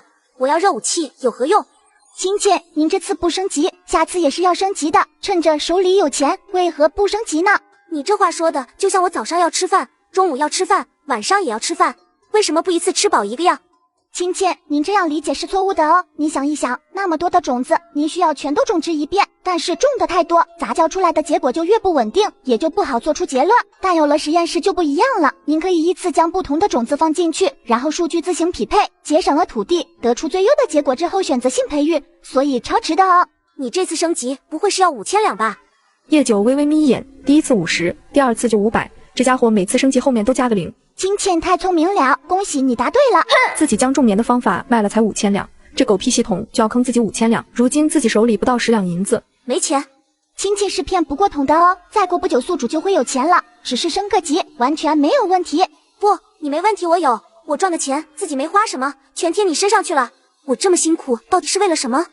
烘干肯定是要烘干的，不过不是现在，等全都收的差不多了再说。万一有雨呢？雨说来就来，天色一下就变得阴沉了起来，还差3天棉桃就全部开完了。九丫头，这可怎么办？摘，全都摘下来。虽然难包一些，但是这雨一下，不知会怎么样。看着那天边还黑漆漆的，只怕是还有大雨。不过要麻烦大娘帮多叫几个人，一个人给10文，一个不留，全都摘了。行，我这就去叫人。人多力量大，刚好赶在雨水滴落前摘完。谢谢大家了，说好的工钱，大家也别推辞，拿了钱趁着雨还不大，快些家去，别着了凉。雨来得很急，而且迅速变大，打在网上噼啪作响。而另一边，顾及一行人也顺利的到达了前线。我军的探子已经11天都没有消息了，只怕是凶多吉少。四弟带着能够传信的苍蝇，又是生面孔，刚好你们又有那么大一船的货，假装商贩最为合适。大哥也不想你冒险，但是事关我们顾家军那么多战士，为兄。哥，说什么呢？都说上阵父子兵，打仗亲兄弟，这事情我一定要去的，而且是我自愿的。不过王旭杰那家伙就得托哥帮忙照顾。说什么呢？还是不是好兄弟？你也不看看你自己，假扮商人，你有我香，你懂得经商之道吗？别没混进去，一眼就让人看出来了。顾四对顾瑾手里的白皙那叫一个喜欢，恨不能据为己有，可惜因认主。大哥喜欢怎么不自己抓一只回来训，这样多方便。只要那么容易就好了。幼鹰若是学不会翱翔，就会被扼杀掉。能够学会了翱翔的鹰，岂是那么容易被抓到的？而且还不能损伤到，否则抓到也无用。鹰在雾哈有着特殊的地位，不然只是传信，为兄不一定舍得让你去。有白皙在，你的小命为兄也能够放心一些。这一场雨下了足足6天才停，村外的路已经被河水给淹没覆盖，整个村子的土地已经少了2/5。河水退去之后，也不知道会是什么样的情形。家家户户的屋顶也被大风吹得七零八落。四虎叔，你怎么来了？家里还好吗？还好，我爹叫我来看看你。九丫头，叔想求你一件事，你四婶她接连动了胎气，家里还没收拾出来，能不能先让你四婶到你这里接住几天？我给你送一袋粮食过来。行，要是别人开口，我就拒绝了。我屋子就那么大，但是李爷爷、李奶奶还有叔伯婶子对我都很好。四婶现在身体情况特殊，不过我现在要去山里砍竹子。四虎叔要是要送四婶婶来，那就赶紧的。行，我马上回去。来的时候用走的，回去直接跑了起来。跑这么急，九丫头那是不是出事了？不是，九丫头屋顶已经修好了，就是院子没了。我想着家里这些天要收拾，我媳妇现在的身体在家里不太方便，就问了九丫头，能不能将人送去她那住几天。我给九丫头扛包粮食过去，九丫头同意了。也行，让你娘给你装粮食，路上小心一点。麻烦九丫头了。不麻烦，正好我这将家里养的鸡全都收拾了，四婶婶可以继续做东西，不怕无聊。行呀，正好给你也扎一个鸡毛掸子，拿来扫炕特别好用。四婶婶进屋里坐吧，地方你都熟悉，我把床分了半边，我睡觉不老实，免得碰着你。将人留在了叶家，李四虎放心的回去了。男人们负责修缮屋子，女人们洗洗刷刷，将东西拿出来晒干。四婶婶，明天我想要去镇上看看，家里留你一个人没问题吧？不行，我去跟李奶奶说一声。没事，我就在家里，这一堆鸡毛我都忙不完，回去也是添乱。再叫个人来照顾我，耽误事情，你就放心去，路上要小心。顾大夫，您受伤了？无事，已经处理了。县里情况如何？县里情况很严重，除了县衙，几乎全都要重建。主路上有1到1人宽的裂缝不说，大大小小的裂缝数不胜数，伤员无数，连咱们回春堂也是如此。店里的草药县太爷安排人帮忙弄了出来，然后搬到了县衙，损失比我们惨重。不过镇上怎么家家户户的屋顶都没了，只怕咱们药堂还不如县里。县里的药堂药材大多都抢救出来了，咱们药堂的草药全都泡了水，刮了一场大风，瓦全都没了，墙头都塌了，还是九丫头帮忙修的，不然你回来估计连个睡的地方都没有。马车在去垒路上掉进了的缝里，马儿没了，车便让我放弃了。回来的时候车还在那卡着，原本还想着找人去将马车弄回来呢。算了，现在去哪都不方便，今年粮食只怕是收不上来了。你找机会多买些粮食回来，哪怕去得远一些，悄悄地运回来。怎么样？还好本公子陪你来了，不然就你这样，哪能如此顺利？也不知道谁差点被人金屋藏娇抢走，不是我及时拦下，估计能够留在雾哈了。我这是为了谁？你还好意思说让我受了那么大的惊吓？那身衣裳我都让人拿去烧了。他教村民将淤泥、杂草、灶灰、金疙瘩以及五谷轮回池里的一切扔进大坑里面，只为让村民来年的庄稼长得更好。叶九帮忙收拾好了百草堂，见会武的车夫也回来了，便放心的回到了小村。九丫头回来了，镇上怎么样？各位叔伯爷爷们好，镇上的情况比我们好不到哪里，县里的情况就更糟糕了。大家在这是干嘛呢？看鱼呢，这留了个大坑，要是不填起来，只怕是种不了地了。坑还是要填的，不然将来村子就不能住了。其他的地方收拾收拾，来年还能继续种，只是位置低了很多。河滩宽出来了一大片，若是河水不涨，倒也算是一片好地。水退了，明日大家来抓鱼，鱼抓完之后再分。河滩有地的多分1条，地在这坑里的多分3条。除了大坑，其他的小坑你们就自己去摸吧。九丫头，有件事李爷爷想要跟你商量一下。人群散去，村长专门叫了叶九留下。什么事啊，李爷爷？走，一边家去一边说。你出门几天，应该也想家了。你四虎叔说你种的藜麦跟高粱能够提前1个半月收，我也去看了。若不是天灾，现在收应该就差不多了。李爷爷想着，若是村里人都能像你一样，将藜麦高粱提前1个半月收，不久能再挣一季，这样就再也不怕饿肚子了。不用饿肚子，那真的太好了。我还没想到能够种2季，李爷爷就想到了。其实做法很简单的，一开春我就用水将种子泡了，放火炕旁边，等种子发芽了，然后才一行行的种到了地里。也可能是我后院比较暖和，苗子长得快。但要是真的种到地里，李爷爷还是找一块地试试，这样比较稳妥。那太好了，九丫头，李爷爷身为一村之长，要考虑太多。无论是种棉还是这种粮一事，爷爷知道大家伙都占了你的便宜。爷爷老了，一辈子盼的就是让全家人都能吃饱饭不受冻。李爷爷，我知道的，而且我是真的不在意这些，我只想过平平淡淡的生活。村民们现在对我也很好，我很喜欢这种感觉。两人站在地头说完话，便各自朝着自己家的方向走去。一天下来，家家户户也捡了不少鱼，但都舍不得吃，全都杀了晒鱼干，为冬日做储备。次日一大早，叶九站在深坑旁，脑子里想着一个计划，只是还不知道该怎么说。九丫头，今天不补种豆子，怎么来这蹲着？那河傍晚2天也还在，先把粮食种上。李爷爷，院子修好后我就种上了，种的藜麦，还点了豆子。但是家里之前后来种年的肥没有了，全让水冲走了，又被你给埋了。我就想着要不要来弄些淤泥回去，跟我去年一样沤起来。沤肥是什么意思？难不成九丫头你种棉好跟这肥有关系？当然有关系了呀，就像那金疙瘩一样，不过又不太一样。去年的时候家里就养了几只鸡，没攒下多少，后来我想了想，去山里弄了不少树叶枯草，回来烧了丢粪坑里。然后见河边有淤泥的地方，水草都长得特别好，就又弄了不少淤泥回去放粪坑里一起。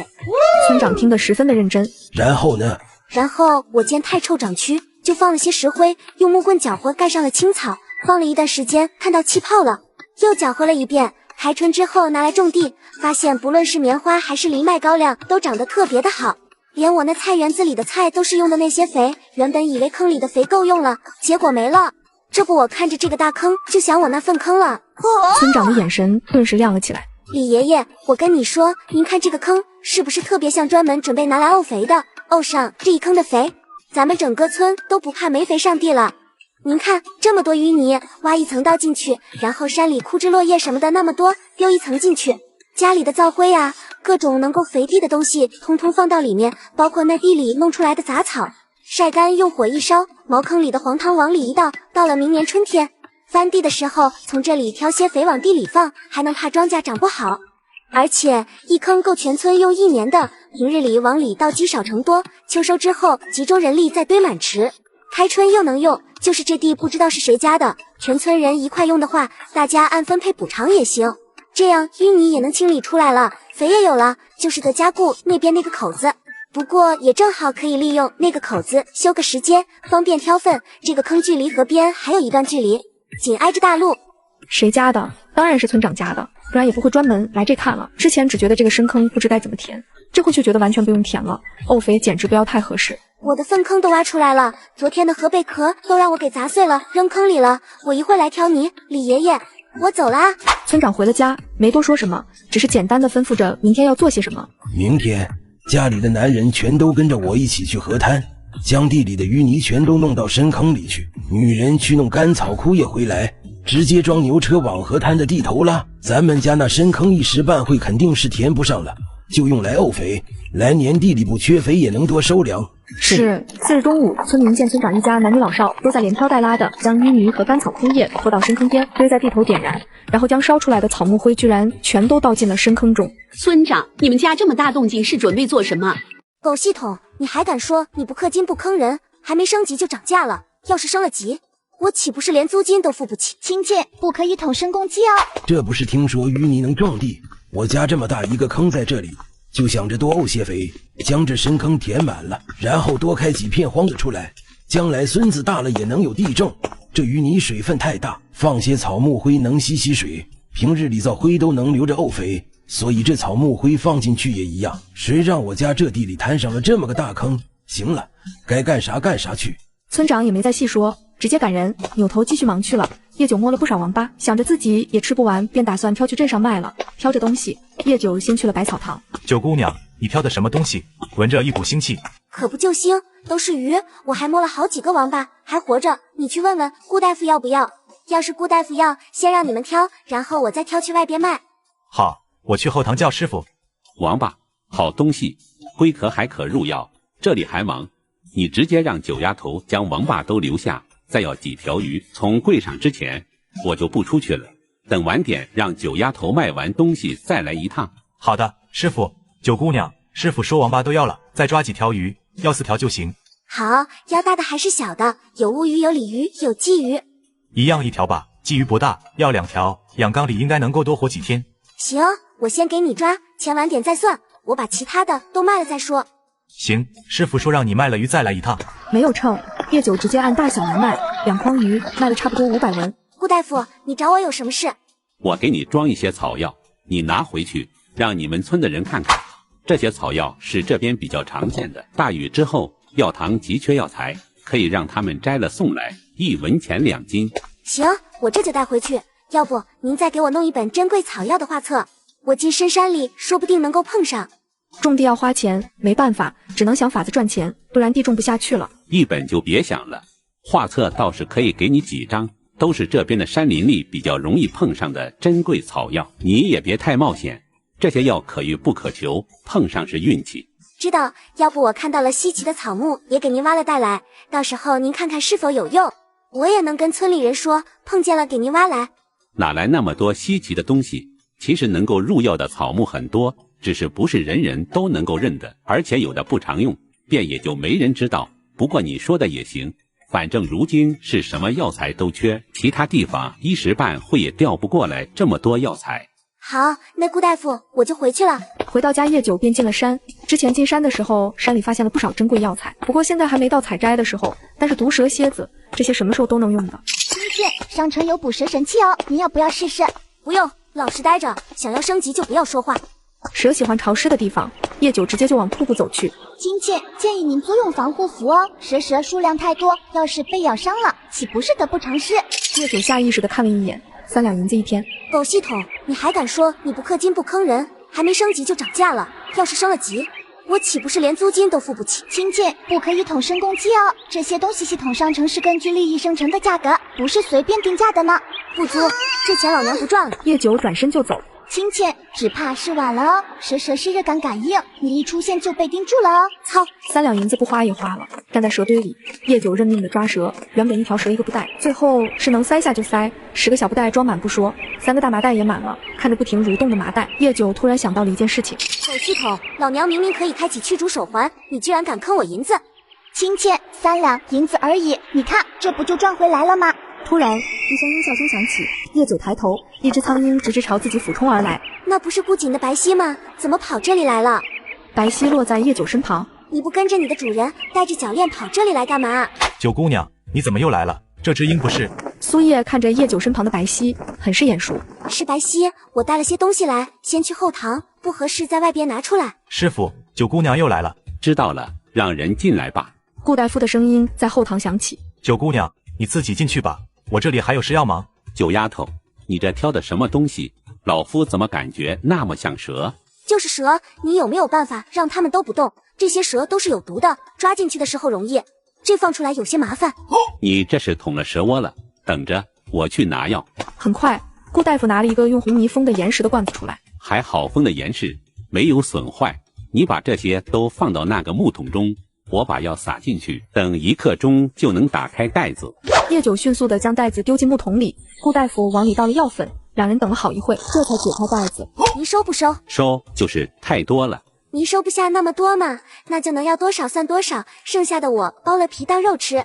想什么呢？这些蛇让你当肉吃了，岂不是浪费？顾大夫急了，没好气地瞪了叶九一眼。您这么说可就不对了，我吃了咋能说是浪费呢？不是说你吃了是浪费，是说这蛇吃了是浪费，都是剧毒的蛇，全身可入药，平日里都不好抓，好不容易一下得了这么多，吃了不是浪费是什么？我的意思是，我一下也没办法都炮制出来，不是说不收。阿宽，你去县里一趟，将百草堂的人能带来多少带多少来，跟他们说得了一批毒蛇，需要立即处理。那个顾大夫，其实也不用那么麻烦，我会杀蛇，您是不是想要取蛇胆？两人一开始配合的不是很好，有些卡顿。三虎叔，你不用着急，找着感觉，慢慢加速，顺畅了就快了。若只是单单取蛇胆，自然是不需要那么多外援，这些也不好跟你解释。这些蛇都有用处，这样蛇先放这里，3天后你再来，到时候钱一并算给你。九丫头，你看行不行？行，3天太赶了，我也还有事情要做，钱可以先放您这，我有空来的时候再取。行，丫头放心，绝对不会让你吃亏。我信您。对了，顾大夫，顾景可有来信？您看，白皙都飞我这来了，但是脚上没有信件，也不知道怎么回事。顾大夫这才注意到夜酒边上的白皙，还真没有收到过主子的信，不过应该不会有什么事。这白皙若是不自己飞走，九丫头就麻烦你先照顾着。白皙能飞这里来，想来主子也不用多久就能赶来了。那行，您先忙吧，我就走了。原本以为顾景不久应该就回来了，乃至这一等就等了大半个月。那一堆毒蛇卖了1300两，不过1300两还是远远不够系统升级。夜久最近都在满山的找干枯的树木，将它们锯好扎成捆，堆在山上，等系统升级了再收进空间里。等村里人发现夜久消失好长一段时间的时候，秋收已经结束了。九丫头，最近怎么都没见你？你去哪了？是大娘啊，我这段日子进山弄柴火去了，也没搬家里，先捆好了放山上，等着一起往回背，一次将过冬的柴火都准备上。真是个勤快的丫头，你这地里的苗子长得真好，要是种的密一些就好了，冬天前真的能收粮食，不知得收多少。那可不敢想，我就是怕颗粒无收，这样种又种些豆子，冬天掺着吃也就熬过去了。对了，我昨天刚从镇上回来，弄了些柴火去镇上卖，顾大夫说要收草药，我还想着一会去村长家跟村长爷爷说说，大家伙也忙完秋收了，正好可以挖草药赚些钱。真的，还有这好事，丫头不急，大娘回去跟村里人都说一声，也省得村长一会敲锣喊人。那行，我这很快就要拔完草了，一会就去。大娘风风火火的走了，夜久继续拔草。九丫头，草药的事情晚点说，这牛得先上报，现在要把牛给弄出来。在这个五谷丰登的季节，谁也没想到村长家的牛喂得好好的，被一棵大树突然砸下来，砸死了。老二，你去给里长报个信。牛虽然是李家买的，但是杀牛却要经过官府的同意，不是想杀就能杀的。那个李爷爷，我那有一把锯，您等等，我去给您拿过来，用锯会更快一些。夜久动作很快，拿了一把新打出来的木锯，可以双人拉锯的那种。这么薄的锯真的有用？已经扛了斧头来的李三虎忍不住疑惑。有用的，要不三虎叔你跟我一起试试，用这个不仅方便，还省力气。我这些天在山里就是用的这个锯的柴火。两人一开始配合的不是很好，有些卡顿。三虎叔，你不用着急，找着感觉，慢慢加速，顺畅了就快了。渐渐的，李三虎发现这锯子确实是好用，而且切开的地方很平整，不像用斧头需要浪费很大一截木材，还费劲。有了这东西，岂不是能够锯木板了？让我也试试。老四，你先一边去，我先来。大哥，咱们别争，让九丫头跟三哥都停下来，咱俩一起试试手。对，老三，你让开。说什么呢？老四，一边去等着，我跟你大哥一起试试。村长一开口，李四虎只能委委屈屈的把地方让出来了。没办法，那是亲爹，那是长兄，自己最小，只能认命。李爷爷，这树最好还是架着一些，我家里还有2个专门架木头用的架子，刚才没想起来，现在去拿也不迟。行，老三老四，你们2个跟九丫头回去拿，速度快点。九丫头想出来的这个法子好，以后再也不用找镇上的木匠给弄木板了。有了这锯子，费些时间，大家伙在村子里也能够锯板子用了。村里人很激动，而村长想的却更多。锯板子的事情先不急，不是想要开荒吗？之前还不知道该怎么办，现在有了这锯子，那些树就变得好解决了，砍下来的树也不会浪费。等树锯开了，里长也来到了，仔细看了情况，确实是意外。写了条子，现在只要拿去县里盖了章，那就能够分沙了。里长眼神特别好，一眼就注意到了那树干断开的地方不一样。奈何小村的人全都守口如瓶，里长也不能说啥。不相干的人一走，村民们双眼放亮的看着那被藏起来的锯子，那可是他们开荒的希望。九丫头，这锯子是你的，打个锯子不是难事，但是能够想出这么个东西就不一样。大伙的意思肯定是想要借你这锯子用，你有什么想法或者要求？没有，不过一个锯子肯定不够用，而且我这个锯子小了一点，这树是自己倒了的，锯开容易，那大树立着的，锯片要是太薄了不行，容易压断，而且最好是2边换着来。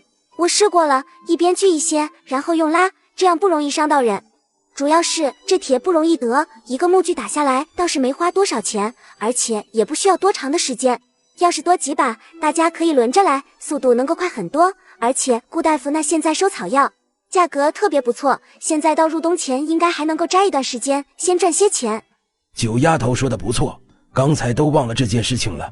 家里的女人要打理家事还有冬菜，出去打短工现在只怕也不好找。九丫头说说，这草药白草堂是怎么收的？之前都是1文钱2斤，现在2文钱3斤，不用晒干，挖了当天就能够送去。鲜草药占分量，一天挖个10来20斤，绝对没有问题。顾大夫给了好多种草药，可以对照着挖，我都放在家里了，一会送去村长爷爷家。在场的人全都激动了，这可比打短工扛货物赚钱啊，而且还不用离家，更方便开荒了。快把牛给村长搬回去，去看看都能挖哪些草药，抓紧一些，说不得等到收税的时候，咱们就攒够钱了，然后再安心开荒，明年就能够种上了。女人们挖草药赚钱，男人们圈地开荒。村长最终找了里长，将木锯贡献了出来，得到了10斤铁块的皮条，总共打了4把大锯和2把跟叶九手里一样的小锯。村里人又凑了一些，多打了1把大锯出来，5把大锯轮流上，一家的地轮1天。村里人为了开荒顺利，还特意将牛头留着用来祭天祈祷。就在叶九要忘了顾瑾这个人的时候，顾瑾总算是出现了。还好你没事，白希也还在。怎么弄成这样？你们的包袱呢？包袱被难民抢了，不过钱都还在。安全回来就行，我去给你们拿2套衣裳，你们先洗洗。那边是新建的浴室，你们自己打水去洗吧。九儿，你去干什么了？一大早的。交税，棉花就在竹屋里，用油伞布捆起来了，你们有没有看到？还真没看到，一起来实在是太饿，都没来得及好好看看。行吧，一会你们自己去看，钱我要现银，当然黄金也可以，你们来了就把棉花带走。除了棉花，还有一个沤肥的方法，棉花种的好不好，肥也是关键，而且这个肥不单棉花能用，其他的种粮、种菜、种果树都能够用。行，不过得需要一点时间，大概10天。对了，你之前说的火锅，如今怎么样了？王旭杰可是还惦记着这件事情呢。要说也是你们运气好，村长家的牛前几天被大树砸死了，我买了不少，做成了牛肉干，又弄了些牛肉丸，牛油都熬出来了，用来做火锅最合适不过。今天给你们弄一个微辣的牛油火锅，这肉是野猪肉，比较老了，虽然切了薄片，但是得煮熟，所以稍微烫久一点。不同的食材烫煮的时间也不一样，吃一次之后，你们也就差不多能够记住了。吃过饭叶酒便感人。棉花你们拉走，辣椒没多少，就不给你们了。不过种子给你们带走，准备好钱给我带来，我再给你们说火锅方子跟棉花种植之法的事情。顾瑾跟王旭杰离开了，叶九的日子依旧如常。叶九没有开荒计划，现在也就等着顾瑾给自己送钱，琢磨起了水稻种植。九儿姐姐，九儿姐姐，三宝啊，找我这么着急，有什么事？我奶奶让我来跟九儿姐姐说，3天后6宝满月，到时候叫你去坐席。九儿姐姐，你在这里干嘛？看你家的藜麦吗？对啊，可是一直种藜麦容易长虫害，我在想该怎么办。那九儿姐姐可以种高粱啊，高粱也好吃，尤其是拿来烤着吃。可惜我娘说那是浪费粮食，我怎么就没想到呢？光想着水稻跟藜麦换着种，却忘了不一定要平均分啊。三宝真聪明，3天后办席我一定到。有了思路，叶九花费了2天时间写了种植计划书，明天要去坐席，拿钱不太合适。叶九想着提一只野鸡去，背着背篓进山，走到之前的陷阱旁，便听到野鸡咕咕咕的叫声，将背篓拿了下来。叶九悄悄地走过去，透过草丛的间隙，果然看到一只灰扑扑的母鸡。叶九迅速脱下背篓，母鸡被扣在了背篓里。叶九将母鸡抓了起来，发现下面满满的一窝蛋。这母鸡不会是在抱窝吧？背着鸡，叶九一路朝着李家走去。李奶奶在家吗？是九丫头吗？你李奶奶去帮忙开荒去了，有什么事儿？李四婶的声音在屋子里响起。四婶婶，我能进来吗？进来吧，孩子睡得正香，我也是准备做饭。四婶婶，你不是明天出月子吗？月子早就出了，农家哪有做满月的，能做10天就已经不错了，何况我还做了15天，月子出来也没下地，最多也就做饭。村子里也就咱们家的媳妇能这样。九丫头找你李奶奶可是有急事？那倒没有，我不是想着明天就是6宝的满月吗？我就去山里看看能不能找到什么好东西做满月礼，碰巧发现了一个鸡窝，就是这个鸡有些奇怪，我也不知道是不是抱窝了。我看看这鸡是抱窝了，但还真不少，看着应该也抱了一段时间了，想来不需要多久就能够孵出小鸡了。可是我不会养啊，我都没养过下蛋的鸡，更不知道怎么养抱窝的鸡了。我是想着给6宝找满月礼的，不然这些四婶婶就都收下吧。这怎么行？这可是一只母鸡，小鸡孵出来养大了，那都是能换钱的。做个席哪里需要这么大的礼，快带回去。可是这鸡我就是准备给6宝的呀，四婶婶不如再帮我寻摸一只狗，鸡我是不想养了。你还想养狗啊？想啊，这不是找不着吗？小狗确实是找不到，不过那个生小狗的大狗，猎户准备卖了，要换粮食，现在也不知道卖没卖掉，要是没卖掉，你要不要？那狗也才养了3年，你要是还想要，过了明天我带你去看看，离得不算远。好啊。第8天的傍晚，顾景和王旭杰总算来了，赶着一辆马车。你们2个出门不带护卫的吗？带的人多容易泄露你的消息，而且一辆马车足够将东西装下了。行吧，别耽误，你们停留太久也容易被人发现。棉花的种植方法还有沤肥的方法我全写在了这里面，火锅的熬制的方法也写了，你们回去自己看，一共6300两，成会。其实九儿你选择分红更好，每年都有盈利，这个钱1年都不需要就能够赚回来了。不用，太麻烦，我给你装了2斤松子，还有一些核桃，都是山里的东西，味道不错，路上当零嘴吃。走吧，别一会天都黑了。好，那我们走了，你照顾好自己。亲切，实验数据3天后会出来，请耐心等待哦。四婶婶，我来了。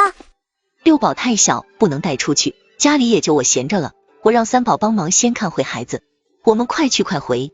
离四婶娘家不远，2人走的也急，不到半小时就走到了。猎户家就住村口。大叔在家吗？在呢，在呢，快进来。怎么这个时候回村了？孩子呢？孩子在家呢。之前您不是想要将狗卖了换粮吗？我给你带人来了。大叔，这里卖高粱虽然瘪了一些，但是都是好的，我多放了3斤，你看行不行？行，大黄是条好狗，若不是家里实在是没有粮食了，我也舍不得，希望你好好待它。大叔又交代了一些事，跟大黄说了些话，然后才将大黄放到叶九手里。叶九回去便将大黄拴在院子里，给了大黄一碗骨头汤。真乖，再等几天，等你熟悉了，这里我再把你解开。这一趟不亏，要不是南边洪涝，现在还不能将这些东西拿出来换钱，这一趟赚大了。尤其是叶姑娘给的这些东西，换成其他人，我们不知得付出多少代价。该给的分红一点不能少，不过这事情先不要告诉九儿，免得九儿有压力，到时候不跟我们来往。九姑娘手里肯定还有不少好东西，就是太淡泊名利了。不过这样也好，盛名之下总有太多阴暗，九姑娘看得开，心胸豁达，就是现在手头有点紧。你那边怎么样？别说了，我爹的私房钱肯定是不会再拿出来给我了，他都贴钱买布让人做棉衣去了。侯府面上看着不错，账面上却没多少钱，倒是我奶奶私下又补贴了我200两，我都差点没好意思收。你给我挑2块皮草，这200两充到账里。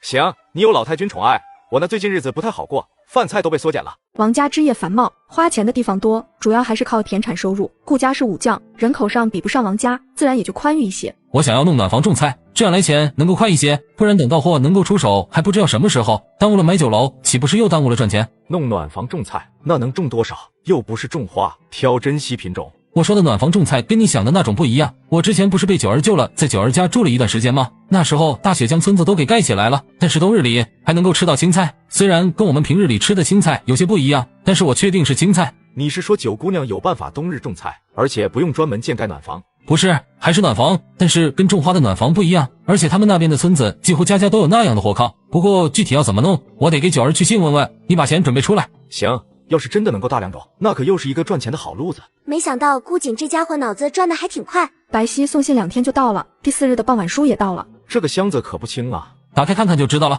顾景动手打开，满满一箱子的书。九姑娘是让准备的3000两白银，是不是我们会错意了？应该是3000两黄金。叶九只写了3000两，还真没标注黄金白银的。这些书若是放到外边，不知会引来多少人争抢。突然感觉运船可以不做了，种地挺不错。想什么呢？钱都投进去了，路都铺好了，又不用我们跟着。不过倒是可以将重心放到这上面来。我就随便说说，不过这些书的价值绝对不止3000两白银，现在怎么办？3000两黄金他们也拿不出来。先准备3000两白银，然后再弄一份分红契约。现在咱们拿不出来，以后慢慢给。行，只怕这钱咱们是不能亲自送去了。之前准备的是白银，换成黄金吧，装箱子也不那么显眼。这么多书，我们分工，赶在冬日前将暖棚弄起来也行。你只盖2间，3分地再圈个院子出来，能够放柴火再种点菜。2间青砖房大概要30两银子，手头可够。够的，我想着钱放着还害怕丢了，不如先盖房子。上次四婶婶说我将来要聘夫房子，还是要多2间好。行，这件事交给你大虎伯伯去弄，你觉得行不行？当然可以啊，我找您就是想要您帮忙的，不然我也不知道该找谁了。这个工钱要怎么算？现在大工1天也就15文钱，小工给8文就行了，不包饭的话多给3文钱。还是包饭吧，我想快点修好，不然人来来去去的吃饭都要耽误不少时间。让李奶奶帮忙，您看行不行？九丫头，你这是在干嘛？李四婶来给叶九送鸡苗子，鸡全都孵出来了。最近没有风，我怕授粉不好，所以就帮帮忙，来回走走，晃动晃动。这样有什么用？怎么说呢？拿倭瓜来比，倭瓜开了花，看到下面有个小瓜，但是最后还是掉了，为什么呢？因为没有授粉。只要摘一朵没有小瓜的花，倒扣在有小瓜的花上，上面的花粉落了进去，这个瓜就绝对不会掉了，这就是授粉。不过藜麦的花太小，分不出来，可以通过晃动，花粉很轻，自己就飘起来了，四处散落，这样就能够成功授粉了。太过专业的说辞说了也听不懂，叶九干脆找了个比较接近的说法。这方法好，我得回去跟你李奶奶他们说，不然我自己会给忘了。对了，你李奶奶让我把小鸡给你送来，你看放哪去？四婶婶，你带回去，我不养鸡，我准备养牛。顾大夫那牛车要换成马车了，我跟顾大夫商量了，到时候牛卖给我，所以鸡我不养，牛棚我都搭建好了。李四婶一听买牛，双眼都亮了起来。真买牛了！你李爷爷自从牛没了之后，虽然没说什么，但是总是看着那牛棚难受，又舍不得拆。还是母牛，我已经打听好，让人给配上，说不定明年我还能再得一头小牛呢。叶九很是兴奋，没办法，虽然自己有力气，但是耕地还是个辛苦活，但是有了牛就不一样了，自己再让人打个屈原犁出来，省时省力呀。九丫头，要是真配上了，小牛犊给留着，你李爷爷肯定要买。咱们两家关系那么好，家里还存了不少干草呢，到时候全给你弄来。要是你不会伺候，你李爷爷绝对能够教你。行，那小鸡四婶婶就带回去吧，养大了能吃肉了再送一只给我，那时候我肯定伸手拿，你抢都抢不回去。哈哈哈，你这丫头可真是个活宝。李四婶抱着小鸡又回去了，脚步欢快得很。翌日叶九到镇上牵牛，顾大夫一直知道叶九盖新房子了，便给准备了乔迁礼。我还以为送不出去了呢，就2匹布，很厚实又耐脏，当是给你温房了。行，那我不客气了。新鲜的毛豆用盐水煮味道就十分不错。也就你舍得这么吃，谁家不是尝个鲜就好了？你一下割这么多，我种的多呀，就我一个人吃。你种的有多少？要是多，给我送下来。如今粮食不好买，听说你还种了藜麦，这您都听说了，收成应该不错。我到时候晒干了都给您送一些过来，太多也没有，我饭量大。有一点是一点，你自己也多留点，等到明年粮食下来时间还长着呢。知道了。叶九拉着泥板的牛车走，顾大夫直接连牛车都给叶九。九丫头怎么不多等2天？看着日头还不错，还能长结实点。已经差不多了，您看看，我怕万一下雨，这天都晴了很久了。叶九将割下的藜麦递了一把到村长手里，村长用手一捏，确实结实了。丫头，这藜麦少收不了，等搓下来就知道有多少了，要不然让你大娘他们来给你搓了，2天应该就能够搓下来了。村长非常想知道这1亩地到底能收多少。不用，我明天再晒1天，然后直接用方斗打下来就行。方斗那又是什么东西？村长立马好奇了起来。在屋里，我带您去看看，一点都不难。要不等后天早上您来试试，我也是试试看，万一好用还能省时间，不好用拿来装粮食也可以，地上少沾一些地方就少受点潮。一个大斗子摆在了原本叶九的卧室中间，村长上下4周全都仔细的看了一遍。行，后天来看看，晚上别放外边，露水重。一大早，叶九将藜麦摆出来晒好，犁还没做好，叶九花了2两银子让镇上的木匠去给自己弄。其实亲戚可以直接购买的呢。呵呵，直接购买不过是个曲原梨，你把它当艺术品卖100两，我是脑子有坑还是钱多没地方花？托顾大夫给弄的铁，让铁匠给自己打了犁头，还有铁耙，这些都还需要几天才能够拿回来。叶九便准备开始摔藜麦了。这个要怎么用？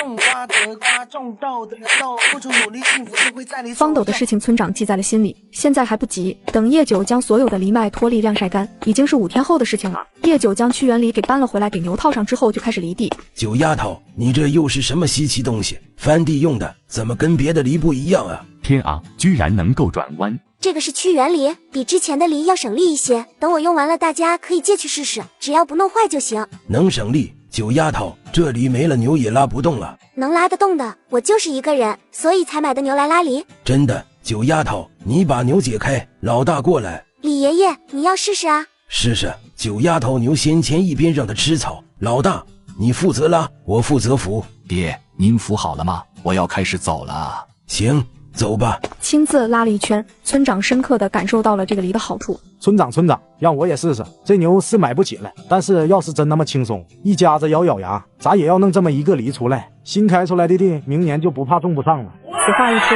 周边围的一圈人都跃跃欲试起来。那个，诸位爷爷，这地就这么大，你们一人一圈，我地就没了。九丫头啊，你带牛去河边吃点草，这里有李爷爷给你看着呢，坏不了啊。李爷爷，我感觉你是想要撵我走。没有，牛不是有孕了吗？趁着还有青草，让它多吃点，快去吧。叶九最终只能默默拉着牛去放牛了。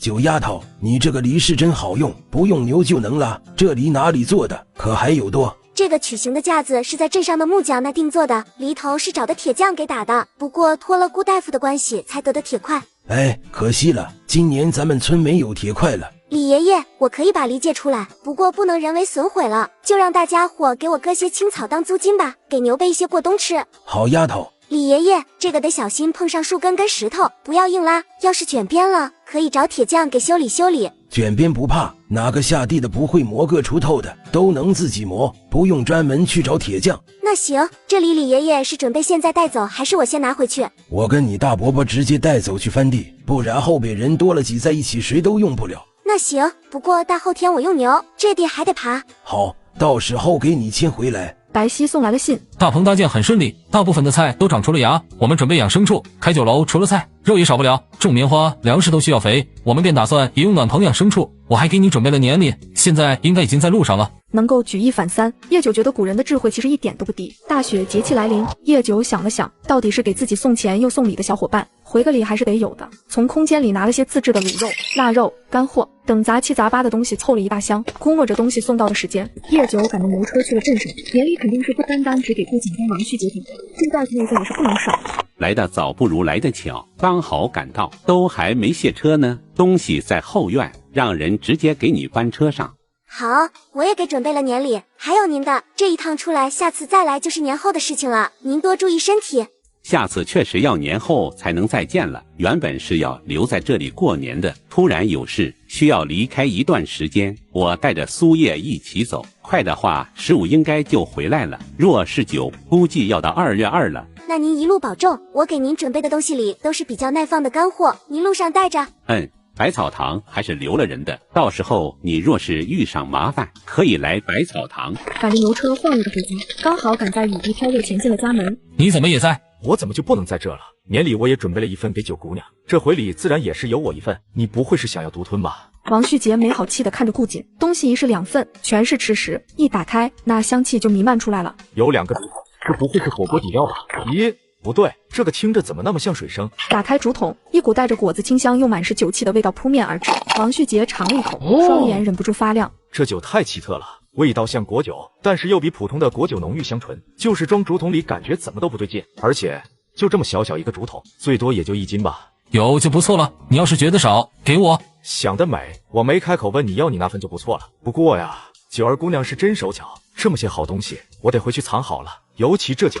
顾瑾没有将东西先搬回自己的院子，而是直接去了顾老太君那。奶奶，我给你带了好东西，你可不能分别人哦，我就这么一点点呢。哦，是什么好东西值得你这么巴巴的送来呀？都是些吃食，您等着，孙儿去小厨房弄出来，我们一起品尝品尝。行，老了，没想到还能吃上孙子亲手做的饭菜。您才不老呢。顾瑾冲着顾老太君撒娇，然后将箱子留在了顾老太君这里，自己拿了卤肉就去了厨房。可。顾瑾一走，顾老太君突然咳了起来，一旁伺候的嬷嬷立即帮着顺气。老太君，您这样一直瞒着也不是个事，您的身体老毛病了，如今家里好不容易好了起来，锦儿也懂事了，我这心里也就能够放下了。可惜锦儿还不愿成家，我只怕她将来不能有个贴心人。她姓自家，家里还有林姨娘那么个人在，再等等，过了这个年，您啊，身体为重，老奴瞧着，世子爷应该是心里有人了，但是却一直不说，只怕这个姑娘家世与咱们家相差太多。家世差些也不怕，咱们家这样的太高的门第反而不好，只要这个姑娘品性好就行。这卤肉是真不错，锦儿做饭的手艺也好，尤其这萝卜汤开胃。那是奶奶看我好，所以我做什么都觉得好。祖孙2人和乐融融地吃了一顿家常饭。大雪落下，家家户户烧起了火炕，唯独王家与村里人显得有些格格不入。自从大儿媳死了，老大一家跟老三一家明显不和，若不是只烧得起一个火炕，只怕要闹着分家了。都是那个丧门星，若不是他克咱们王家，又怎么会落到如此地步？村里人眼都瞎了，居然护着那丧门星，难道就没办法收拾那丧门星了？生来就是可父可母的，什么狗屁一姑，就是个灾星，不然怎么会交给老二家那个贱人带到咱们家来，连他自己的族人都不要的人，当初就应该溺死这丧门星。王老三听了自家老娘的话，脑子里突然闪过什么东西，但是一时半会却抓不住。能种棉了不起，盖了房子了不起，无情无义的贱人，若不是我王家收留，早就饿死他了。居然敢断亲，还想关上门过好日子，我咒他！王婆子不停地咒骂着。王老三总算是摸到了思路。娘，或许真有办法治着那个丧门星，而且我们说不得还能得些好处。王老三媳妇立即看向了自家男人，王婆子也不骂了。我们这样，然后再这样。就按老三说的，我要亲眼看着这个丧门星不得好过，我得不了好，别人也休想占了便宜。王家人窃窃私语，外人不知。冰天雪地，王家越发的期盼了起来。这光一天的收益就已经达到了8731两，算一下咱们棚里的菜，全都卖了，至少进账20万两。等过了春日，虽然少一些，但是到时候也能赶上种瓜，早刮下来了，又是一笔不菲的收入。你看着办，我最近可能都没办法来铺子里，庄子那边也得辛苦你了。暖棚都盖好了，下边的人也知道怎么弄，我去不去都行。放心吧，这里有我呢，你好好陪陪老太君，等春日暖和了就好了。顾瑾没说什么，心中虽然也希望能如此，但是连宫里的太医都说了，顾瑾想要自欺欺人都不行。锦儿怎么这么早就回来了？不是才开业一天吗？怎么不多盯着点？明儿就是除夕了，我想陪着奶奶。锦儿，你喜欢的那个姑娘是个怎么样的小姑娘？奶奶总想看上那么一眼。咱们家也不需要傍姻亲的势力，只要品性端正、四肢健全就好。你虽然一直不说，但是哪里能够瞒得住奶奶？就知道瞒不住您。九儿是个好姑娘，可是你孙子不讨人喜欢，而且他太小，孙子都快20的人了，感觉有点太那个，所以才不敢跟您说。顾瑾没有在藏着掖着，就是挺不好意思的。哈哈哈，是多小啊？今年才12，孙儿比他大8岁，就是我离家的时候遇到的。奶奶还记得我那屋里的狼头吗？那都是孙儿自己杀的，不过差点没累死，然后晕倒在了九儿家的院子里。大雪天的，是九儿把我救了，除了让我给住宿费、医药费，都没提要求，很好，很独特的一个姑娘，就是身世有些不同。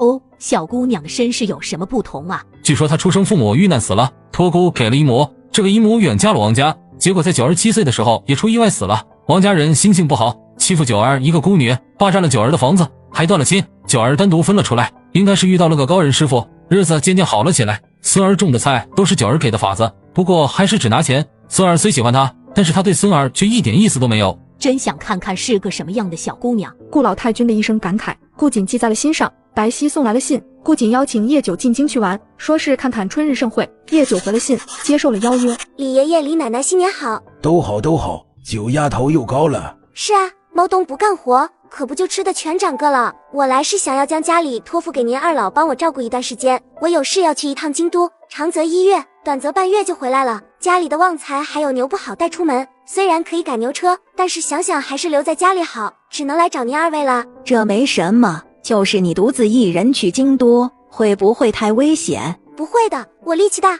而且我想要去看看能不能找到关于我爹娘的消息，春耕前肯定要回来的。怎么了？昨天还高高兴兴的，今天就失落了。九儿答应了京都了，不过我跟他说2月有春事，京都会聚集很多好玩稀奇的东西，原本想要让人收拾客院出来，如今想想只怕就是收拾了，九儿也不会住下的。小丫头大概什么时候到？不住家里没什么，外边找个好的客栈也行，春日居就不错，那里的饭菜也好，到时候奶奶跟你一起去看看。可是奶奶您……奶奶的身体还没到那个地步呢，马车轿子遮严实些，抱上暖炉就好。而且当今也让太医每隔5日上门来诊一次平安脉，若是到时候身体不宜出门，再在家里摆上一桌也是行的。顾瑾闻言只能点点头。叶九这边坐着牛车到了县里，然后乘船往京都。大户伯伯，您回去吧，船就在码头。行，路上小心。一路顺风顺水，因为积雪融化，水流速度也要快了不少。第4日一早，叶九就到了京都。下了船之后，叶九先去了百草堂，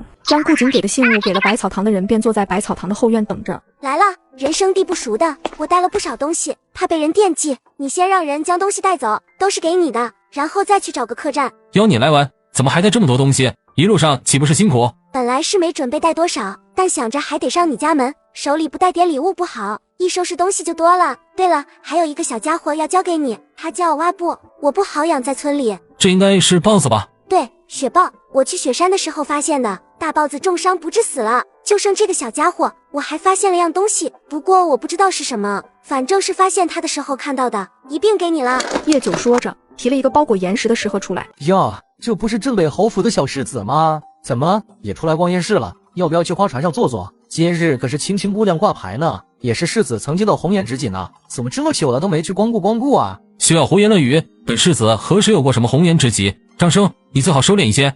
哟，自打你出去一趟回来，连划船都不敢上了，不会是受了哪个女子的骗，从此害怕女人了吧？呵呵，张生，你若再敢挑衅本世子，休怪我对你不客气。行，世子爷，我们惹不起。走咯，去给青青姑娘捧场去咯。那个顾瑾想要解释，但是又不知该从何说起。没事，这种人背地里找机会套上麻袋打一顿就好，一顿不行打3顿，不用这般憋气难受。啊，是，等我找人背地里套他麻袋。不用找人，你知道他什么时候下船吗？有仇就要当场报，隔夜了那都难受。我们回去休息，然后到他必经之路堵上，先打一顿。这样贱嗖嗖的人，叶九觉得打一顿黑棍很应该。我派人盯着，我知道一个地方是张生回右相府的必经之路，两边也是大宅院，除了打更的晚上，几乎无人从那条路路过。毕竟往前就是右相府了。没问题，回去休养生息，制造不在场证明。花船上歌舞升平，那叫青青的美人双眼如电般勾着张生。怎么不惦念你的小世子啊？如今这般勾着本公子，公子可误会奴家了，奴家从头到尾都是公子的人。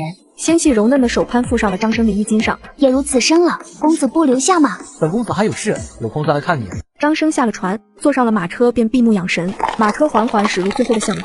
听说昨晚上右相府的公子被人抢劫了，就在家门口，还是旁边刘家守角门的婆子听到动静打开门发现的，还以为是送菜的人来早了，结果一看，居然是右相府的马车停在巷子里呢。真的假的？真的，我大姨妈的小姨子的表侄女的婆婆就是在刘家干活的，据说那张公子被打得可惨了，脸都破相了。不会吧？有人敢在右相府门口闹事，还打了右相府的公子，小心误传了招来祸事。叶九跟着王旭杰还有顾瑾去看了大棚，弄得比自己想象的要好。你们哪里收集了那么多金汤的？宫里送出来的，我们花钱请了人免费收，然后统一运出来，加上新带了饲养牲畜的庄子，数量就上来了。聪明，要是再能种蘑菇就好了，那东西稀罕。蘑菇也能种，可是从未看到过种子啊。能种，不过蘑菇长的地方特殊，需要足够的湿度，还不喜阳光。你们让人将蘑菇连土一起带回来，说不定能成。不过山里自然生长的蘑菇数量不多，应该是肥不够。你们可以考虑用木屑浮土肥料拌匀，然后高温蒸透，这样不会自己长出有毒的蘑菇。等凉透了再放进去弄回来的土，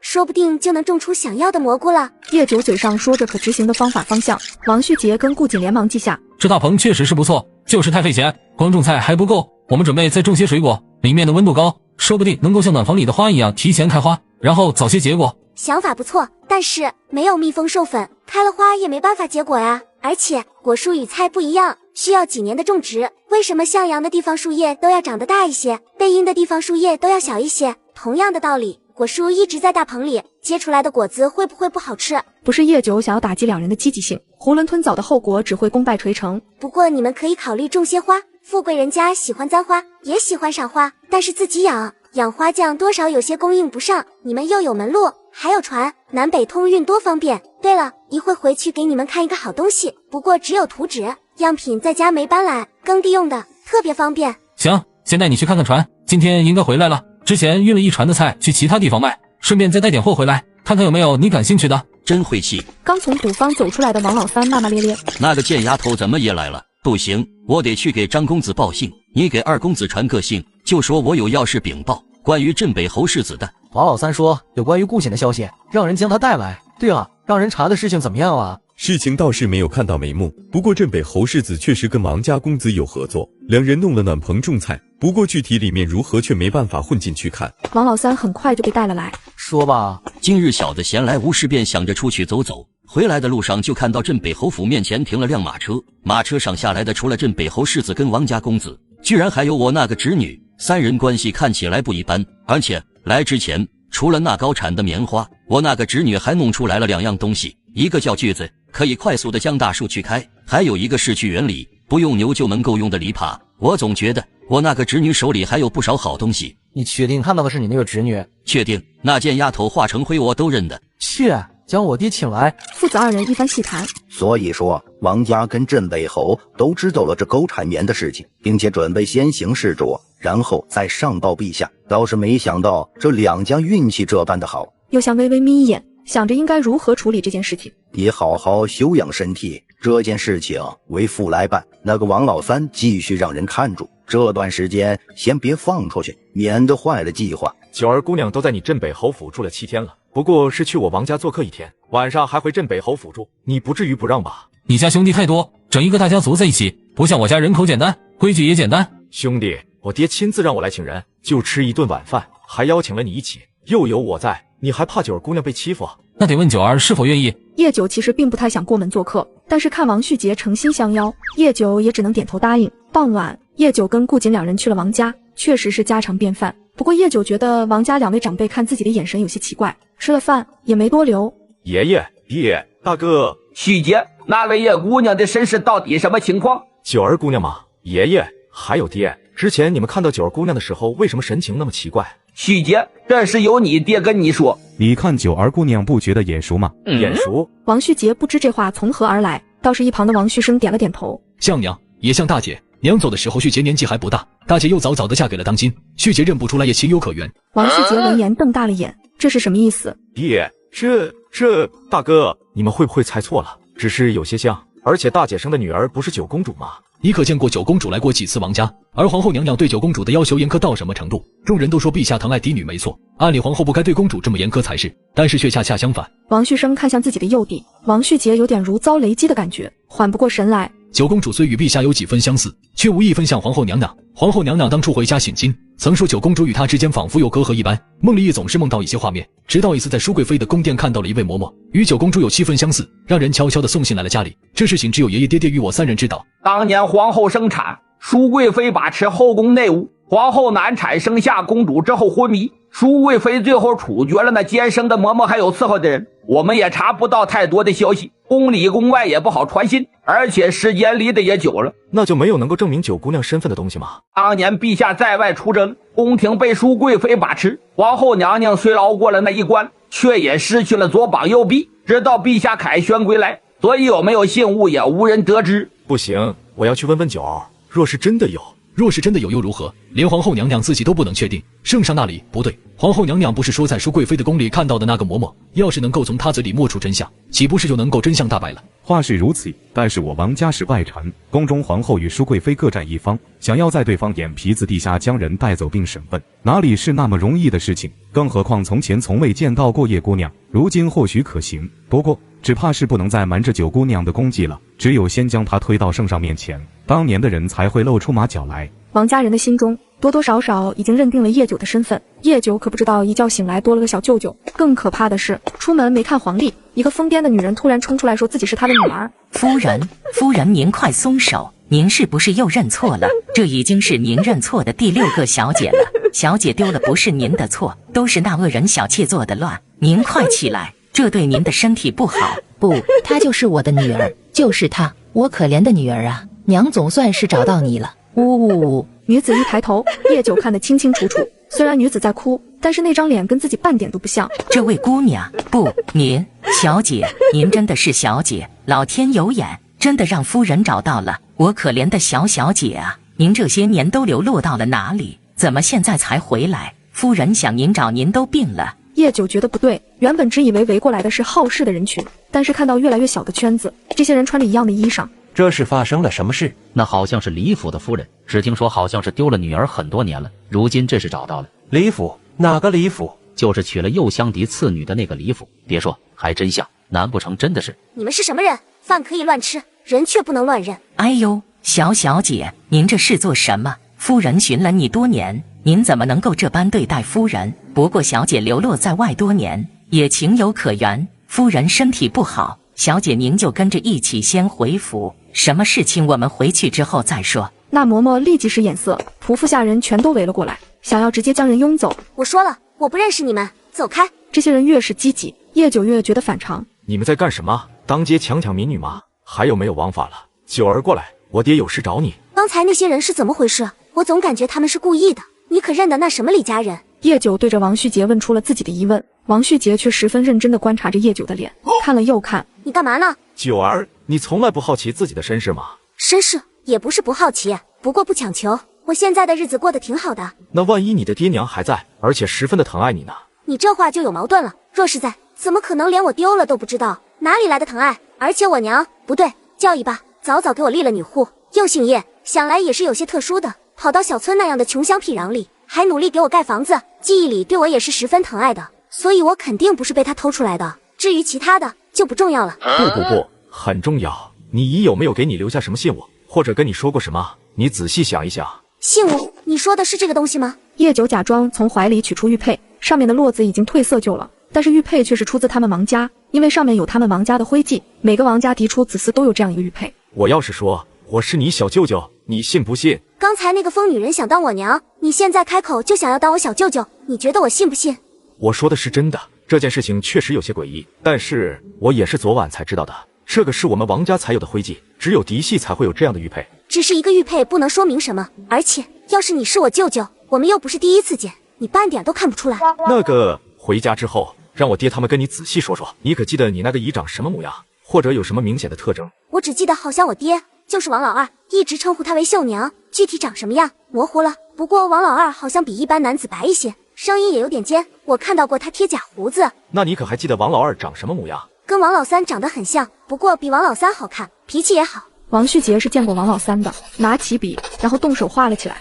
是这样吗？就这样，去掉胡子就是了。等我重新画一幅。王旭杰重新拿过纸笔画了起来。对，就是这个模样。叶九连连点头，这个神韵实在是太像了。这应该是个阉人，一会爹下朝了，让爹跟大哥他们都看看，说不定见过。阉人？我并不清楚当年的事情，我也是昨天才知道的。我只能将我知道的先告诉你，让你有个心理准备。而且你只怕是藏不住了。刚才那个李家跟右相家关系匪浅，右相又牵扯到舒贵妃，事情从后宫就又牵扯到了前朝，这是要准备上演宫斗大戏。还没等到王太傅回来，顾瑾先跑来了。你急匆匆的把人接走，也不跟我说一声，还有街上的传言又是怎么回事？你都说了是传言了，现在事情怎么样还不清楚？不过关乎我王家机密，九儿先在王家住2天，一会我爹下朝回来就要见九儿，你先回去，你现在不回去，一会我爹来了也要赶你走的。你王家的机密跟九儿有什么关系？就是跟九儿有关系，而且关系十分重大，这才将人留下。放心吧，你不是还有白皙吗？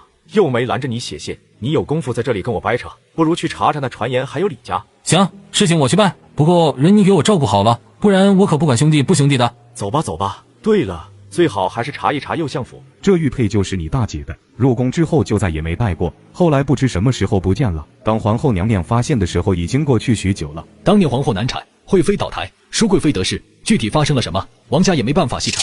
姬妾，商城可以进行亲子鉴定哦。差点忘了系统商城的存在，亲子鉴定倒是个简单的方法。要不然我们先来个滴血认亲，看看我们之间有没有关系。光靠个玉佩，我觉得还是不靠谱。按照你们的说法，我可能是皇后的女儿，那这个关系就更可怕了。融合了，九儿，我真的是你小舅舅。姬妾，亲子鉴定报告已经出来了，你们5人确实有亲属关系。按照基因匹配，王旭杰是您的亲舅舅哦，你们都是 O 型血，血型一致，那难怪都能够相容了。现在怎么打算？按照你们的说法，宫里可是还有魏九公主存在的，而我并不喜欢太麻烦的事情。叶九微微皱眉，成为公主荣享富贵什么的，叶九根本不在意。有句话，在其位担其责，享受的越多，付出就越多。九儿，你必须站在圣上面前，还有你的能力。舒贵妃若是知道了你的消息，绝对不会手下留情，只有站在人前，才能最好的防止暗中的黑手作乱。需要我做什么？暂时不需要九儿做什么。右相府那边既然有了动作，我们借机将你推出去。当今对农耕之事十分看重，到时候你一切如常即可。我让你大伯娘将你娘之前的院子收拾一下，你先住进去。这个不急，就是要住，我也要先回一趟小村。而且你们不是还要调查吗？我顺便去将事情处理了再回京，这段时间我就不露面了。也好，春事在即，那让旭杰陪你一起回去，我怕右相府的人会下黑手。对，我跟着，正好去查一查那王老二的事情。其实我觉得你们不用那么着急，春事之后还有殿试，上面那位估计忙得很，而且高产棉的事情没有实物作证，现在估计他们也还没想到我的身份有问题。你们不如再仔细探查探查，我回去还要进行春耕，春耕种下去之后肯定还得收成。怎么可能不急？若不是不好向后宫传消息，他们都想要皇后娘娘出来跟叶九亲自见上一面了。九儿，你想种地，家里不缺地，你要是不习惯，那我给你找个小庄子。现在才1月末，抓紧一些，完全不会耽误春耕。这不是重点，我要种的地有点特殊，我准备种水稻，除非能够买到水田，不然重新收拾起来根本赶不上。水田确实不好找，不过有专门种藕的泥塘，你看可否适用？王旭杰这回脑子十分好用，泥塘种藕本身就有淤泥，也能存水，又有水源，更适合你种水稻。庄子放在你名下，庄子里的人脉生气也在你手里，你想怎么弄都方便。比起小村，这里气候更好，不是吗？先让我考虑考虑，小村我还是要回去的，我有太多的东西在小村，王旭杰将叶九送去休息，祖孙几人脸色都不太好。九儿并不是很相信我们，而且不愿意接受自己的身世。王旭杰的话沉重地落在了在场的人的心里。次日一大早，顾瑾就赶着来王家了。我在右相府看到了王老三，他怎么会突然出现在京城？王老三进京了，难怪右相府会做出这样的举动。不行，必须将王老三弄出右相府。顾瑾却有些奇怪地看着王旭杰，你怎么会有这样的想法？那王老三跟右相府又是怎么一回事？没头没脑的，我让人去查，也不知道该怎么个查法。九儿应该是我侄女，当今皇后的九公主。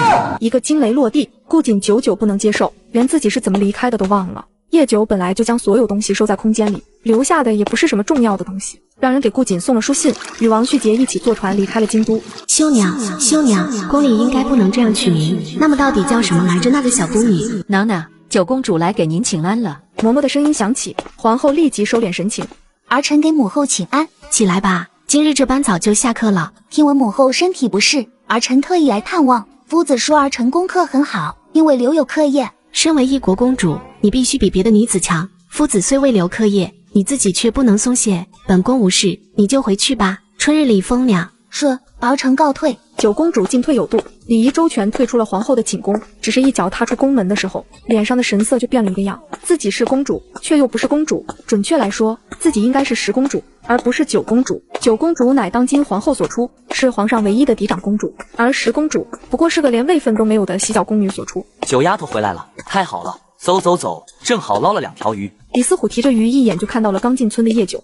四虎叔捞鱼去了呀，还挺大，那我可就不客气了。客气啥客气？这一去大半个月了，京城好不好玩？不好玩，处处花钱厉害着呢。不过人很多，东西也很多。四虎叔要是不信，你可以亲自去看看。到了县里坐船去要2000银子，您不住客栈，那也要找个地方落脚。晚上是要巡查的，一晚上至少10文。那还是算了。对了，不是说你去找亲人去了吗？可有消息？找到了，就是情况有些复杂，我以后可能就不能在村子里了。这次回来也是为了收拾东西。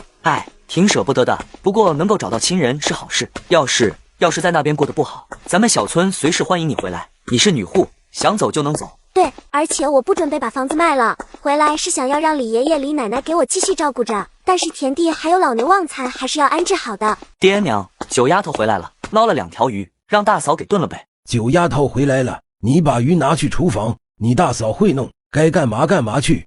李爷爷、李奶奶好，我回来了。回来了好，回来了好，一段时间不见，怪想的，又长高了啊。哪有，您二老的身体才是好呢。李爷爷、李奶奶，我找到家人了，当年的情况有些复杂，我也不知道该怎么说。我这次回来就是为了处理好这里的事情，然后再进京的。不过房子我不准备卖，还是想要托付给您二老帮我打理，老牛就不带走了，您给照顾着，平日里用就当是给我照顾牛看屋子的酬劳了，您看如何？你这丫头找到亲人了是好事，家里情况如何？房子不卖就不卖了，牛不一样，到哪里都不好买，那边可有人陪你一起回来？有的，我小舅舅陪我一起回来的，不过他还有事要处理，我就先回来了。那边情况挺好，家中富裕，我就是挺舍不得你们。还有家里的2亩地，您将地契改一改，当初我花了5两银子买的，您给我5两银子，这地您得空了去县衙让人修改一下就好。那不行，这是占了你便宜了，你刚回去，手里还是得自己留点钱。九丫头，你在外的多个心眼，钱自己好生收着，莫要拿出来让人知道。有了家人，你不用聘夫了，但是也是要嫁人的，女子不同男子，你给自己留个防身钱可记住了。叶九忍着泪点头，长这么大还是第一次眼睛发酸的难受，将钥匙给到李爷爷手里。这里就拜托您时常来打扫了，我把旺财带走，前院后院的，要是几个婶婶不介意，可以拿来种菜，也多些人气。庄户人家最舍不得浪费地了，你一路保重，照顾好自己。东西有点多，来的时候是坐的小船，回去的时候直接走的陆路，没有直接回王家。叶九吃了那个正尾的盅子。真不住家里吗？不了，春耕耽误不得，已经浪费了不少时间了，而且你们有事要忙，不用整天往这里跑，这样别人也找不到我的存在，等棉花种出来之后再说。王旭杰这边为了早日让叶九的身份公之于众，拉着顾瑾2个人埋头种棉花去了。又是一年的5月5，叶九看着茁壮成长的水稻很是高兴，突然想起好像很久没有顾瑾的消息了，也不知道在忙什么。小侄女，我来接你回家过端午。行，等我收拾一下。你跟顾瑾最近都在忙什么？一直在忙种棉的事情，棉花如今长得十分的不错，眼看就要结花苞了。哦，小舅舅，你不是该成亲了吗？难不成我错过了你的婚礼？周家老太君突然没了，婚事推迟了。正好这几年也忙，我还想着再弄几条船，之前的船能装的东西太少了，还要跟别人的船队走。船啊，为什么不自己做？只是走内陆水运东西有限的。小舅舅这几年既然不成婚，想不想去海的另一边看看？我在京都的码头也有看到过外邦人，他们能够将他们的东西运送过来，我们也可以将我们的东西运送过去。叶九其实在打另外一个主意，很多物种都是从海外流入内陆的，像红薯、土豆、玉米这些，在这里都没有。这些产量高、有饱腹的东西，若是能够引进来多好！还有很多像番茄、胡萝卜、洋葱这一类的菜蔬也是如此。外邦人都长得高高大大的，他们的主食又是什么？吃的什么东西？小舅舅不好奇。我们的船出不了海，连水军的船也……那人家外邦人来这边就没有人去看船，偷学不就好了？外部结构多看看，然后找能工巧匠勾勒出来，船底找会水的下去摸，内部的话找理由，不管什么理由都行。进去走一圈，下不去最关键的地方，其他地方能看多少是多少。回来之后琢磨琢磨，小船能造，大船一次不行2次，多试试不就好了？跟种地一样。还能这样？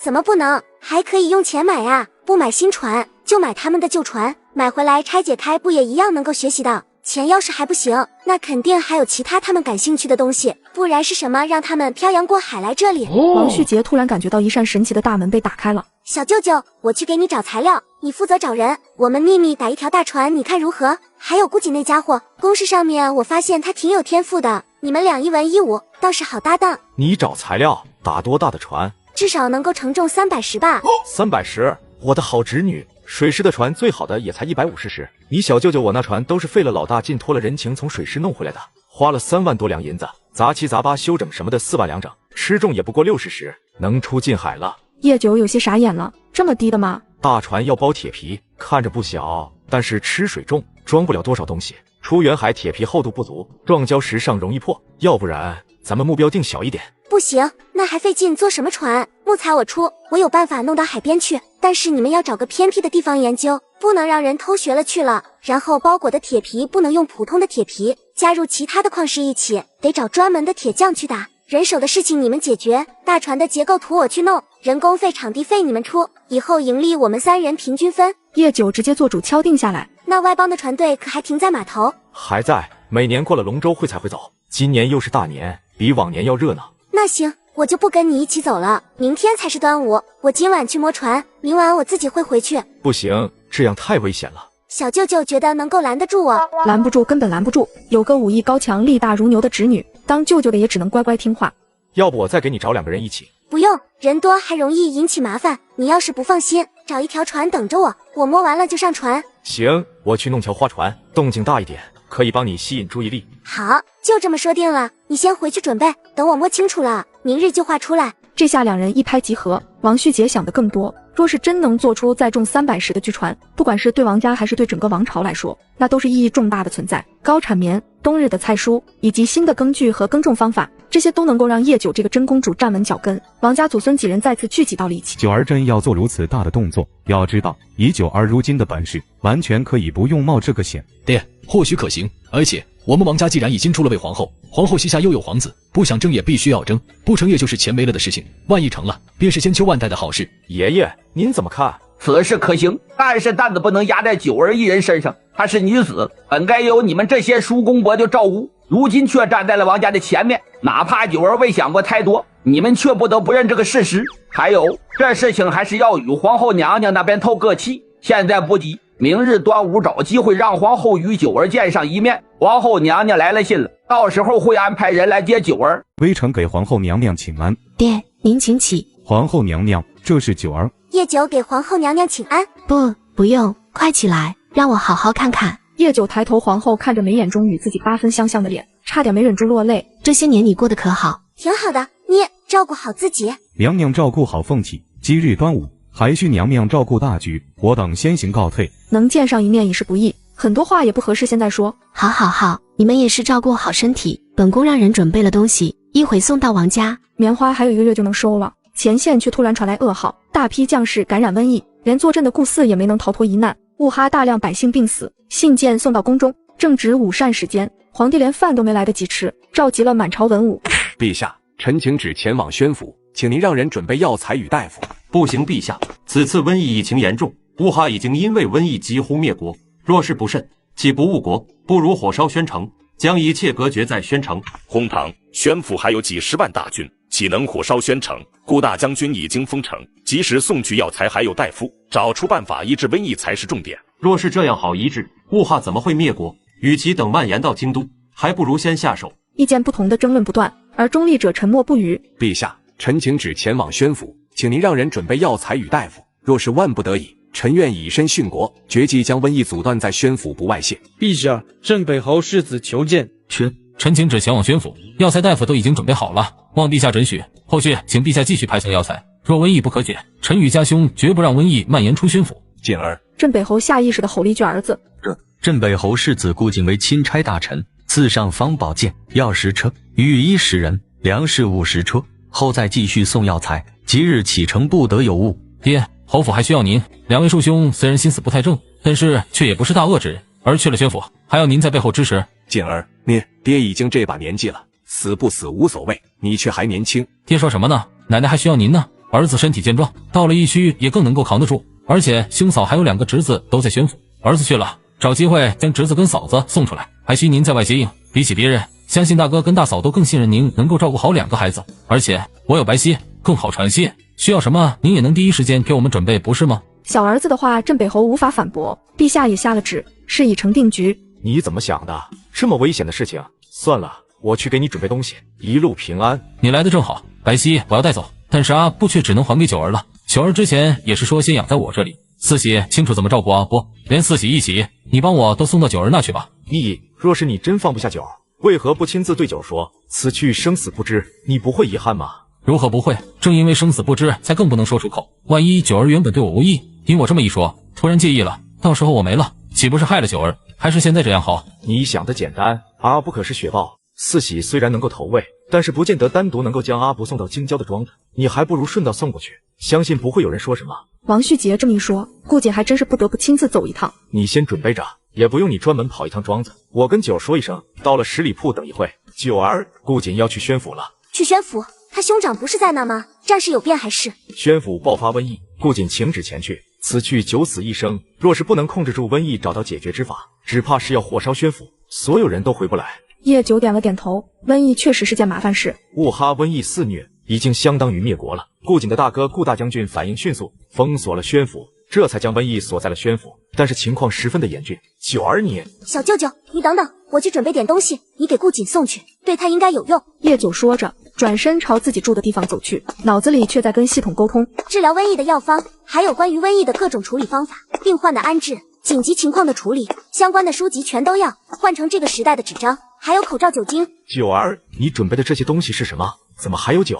这些都是特地提纯出来的酒精，具有杀灭病菌的效果，不过数量现在只有这么多，小舅舅可以再找人买酒提纯送去，这个很重要。然后这个是口罩，多少能够起到一定的庇护效果，可以让人仿制送去，很容易做。这个是关于瘟疫的一些册子，让顾瑾看，不懂的给大夫看。这个本子是给顾瑾的，必须按照上面的做。为什么不要问那么多啊？叶九手指随意的指着地上的东西，吧嗒吧嗒的说了一通。王旭杰倒是听懂了，就是有点懵，小九儿怎么会知道这么多？小舅舅，你记住了没？啊，记住了。你不去送顾瑾吗？而且顾瑾走了，阿布没人照顾，还得给你送过来。我跟顾瑾说，让他送到10里铺，我们去那里接阿布。麻烦，早知道就不带回来了。那去接回来吧，等今年秋收结束了，我再把他送回山林去。九儿啊，不还给你东西，你让人搬你车上。这里有几本册子，这3本主要是给大夫看的，这本是给你的，你摘抄一下重要的，先让白皙去给你大哥送信去，可以提前做些准备。个人建议简装出发，剩下的东西再让人加急送。瘟疫不等人，还有平安回来。会的。那我带阿布走了，地里的活还忙，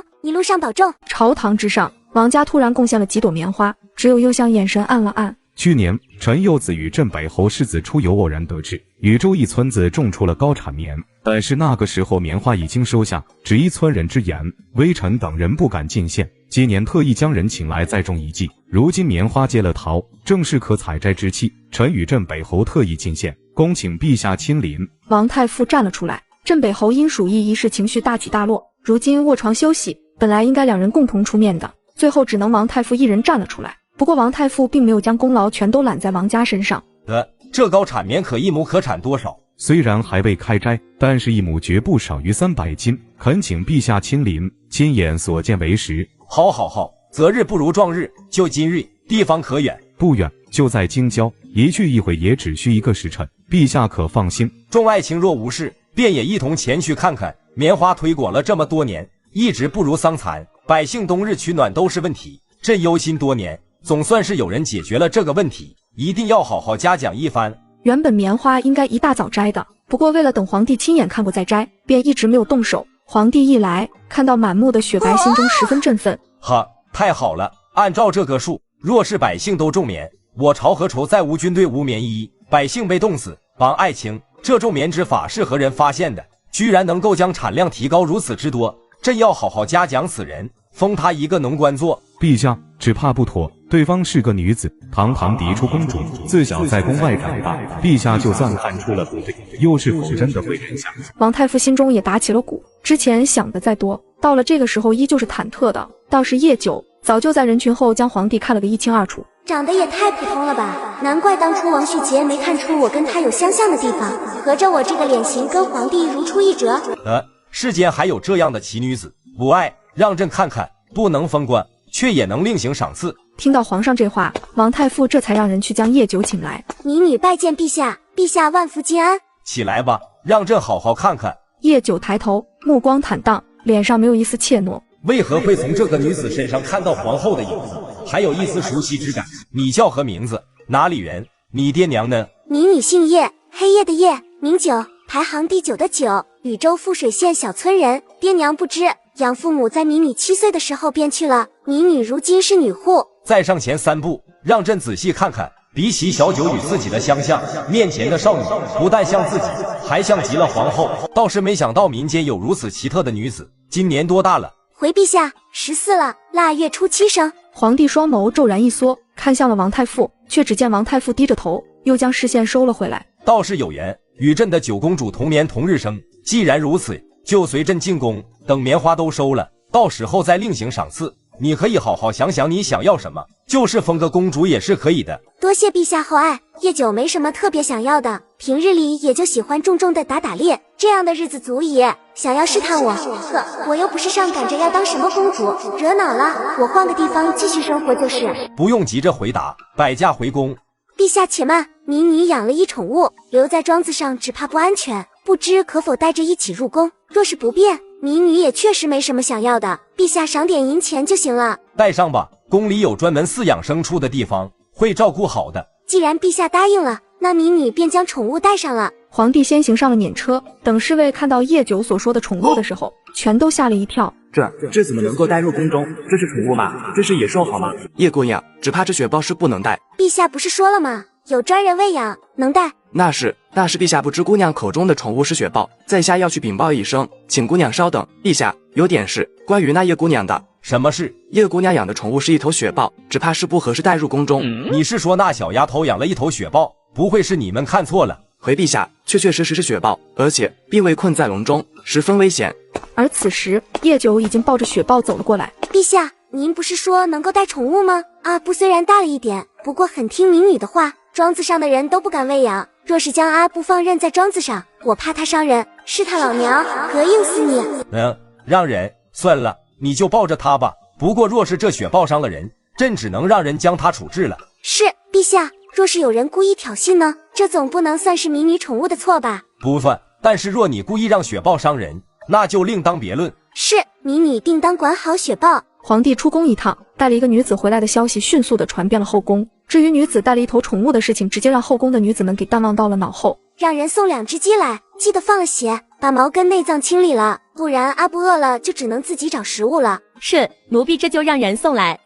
去吧，用盆装了放院子里就行。你们把门关上就能够休息了。皇后，今天朕看到了一个十分奇特的女子，跟你长得有8分相像，你说有缘不有缘？可是陛下今日带回来的少女，朕都没说那女子多大，皇后就能说出对方是少女。说来更奇特的，朕居然觉得那女子与朕也有几分相似的地方，你说奇特不奇特？奇特。臣妾也总是做着一个梦，梦里总看到一个孩子过得不好，臣妾心里难受，总想去靠近那个孩子，可惜每想要伸手的时候就从梦中醒来，一直不知缘由。直到某一天，在舒贵妃的宫中看到了一位嬷嬷，再次做梦，才亏得一二。陛下可还记得当初臣妾怀九儿的时候，还曾宠幸过一名洗脚的宫女？皇帝的脸顿时一僵，看来陛下想起来了，或许是血脉相连。臣妾时常做着一个相同的梦，只与父亲说过几句，当时一直吃太医院的药都好不了，家中人宽慰却也记在了心里。直到今年春，机缘巧合，一个与臣妾十分相似的少女出现，臣妾的父亲想起臣妾说的话，一番查询，得知那少女父母身份有异，不然臣妾或许就生生错过了。端午那天，你见过了那个叫叶九的丫头？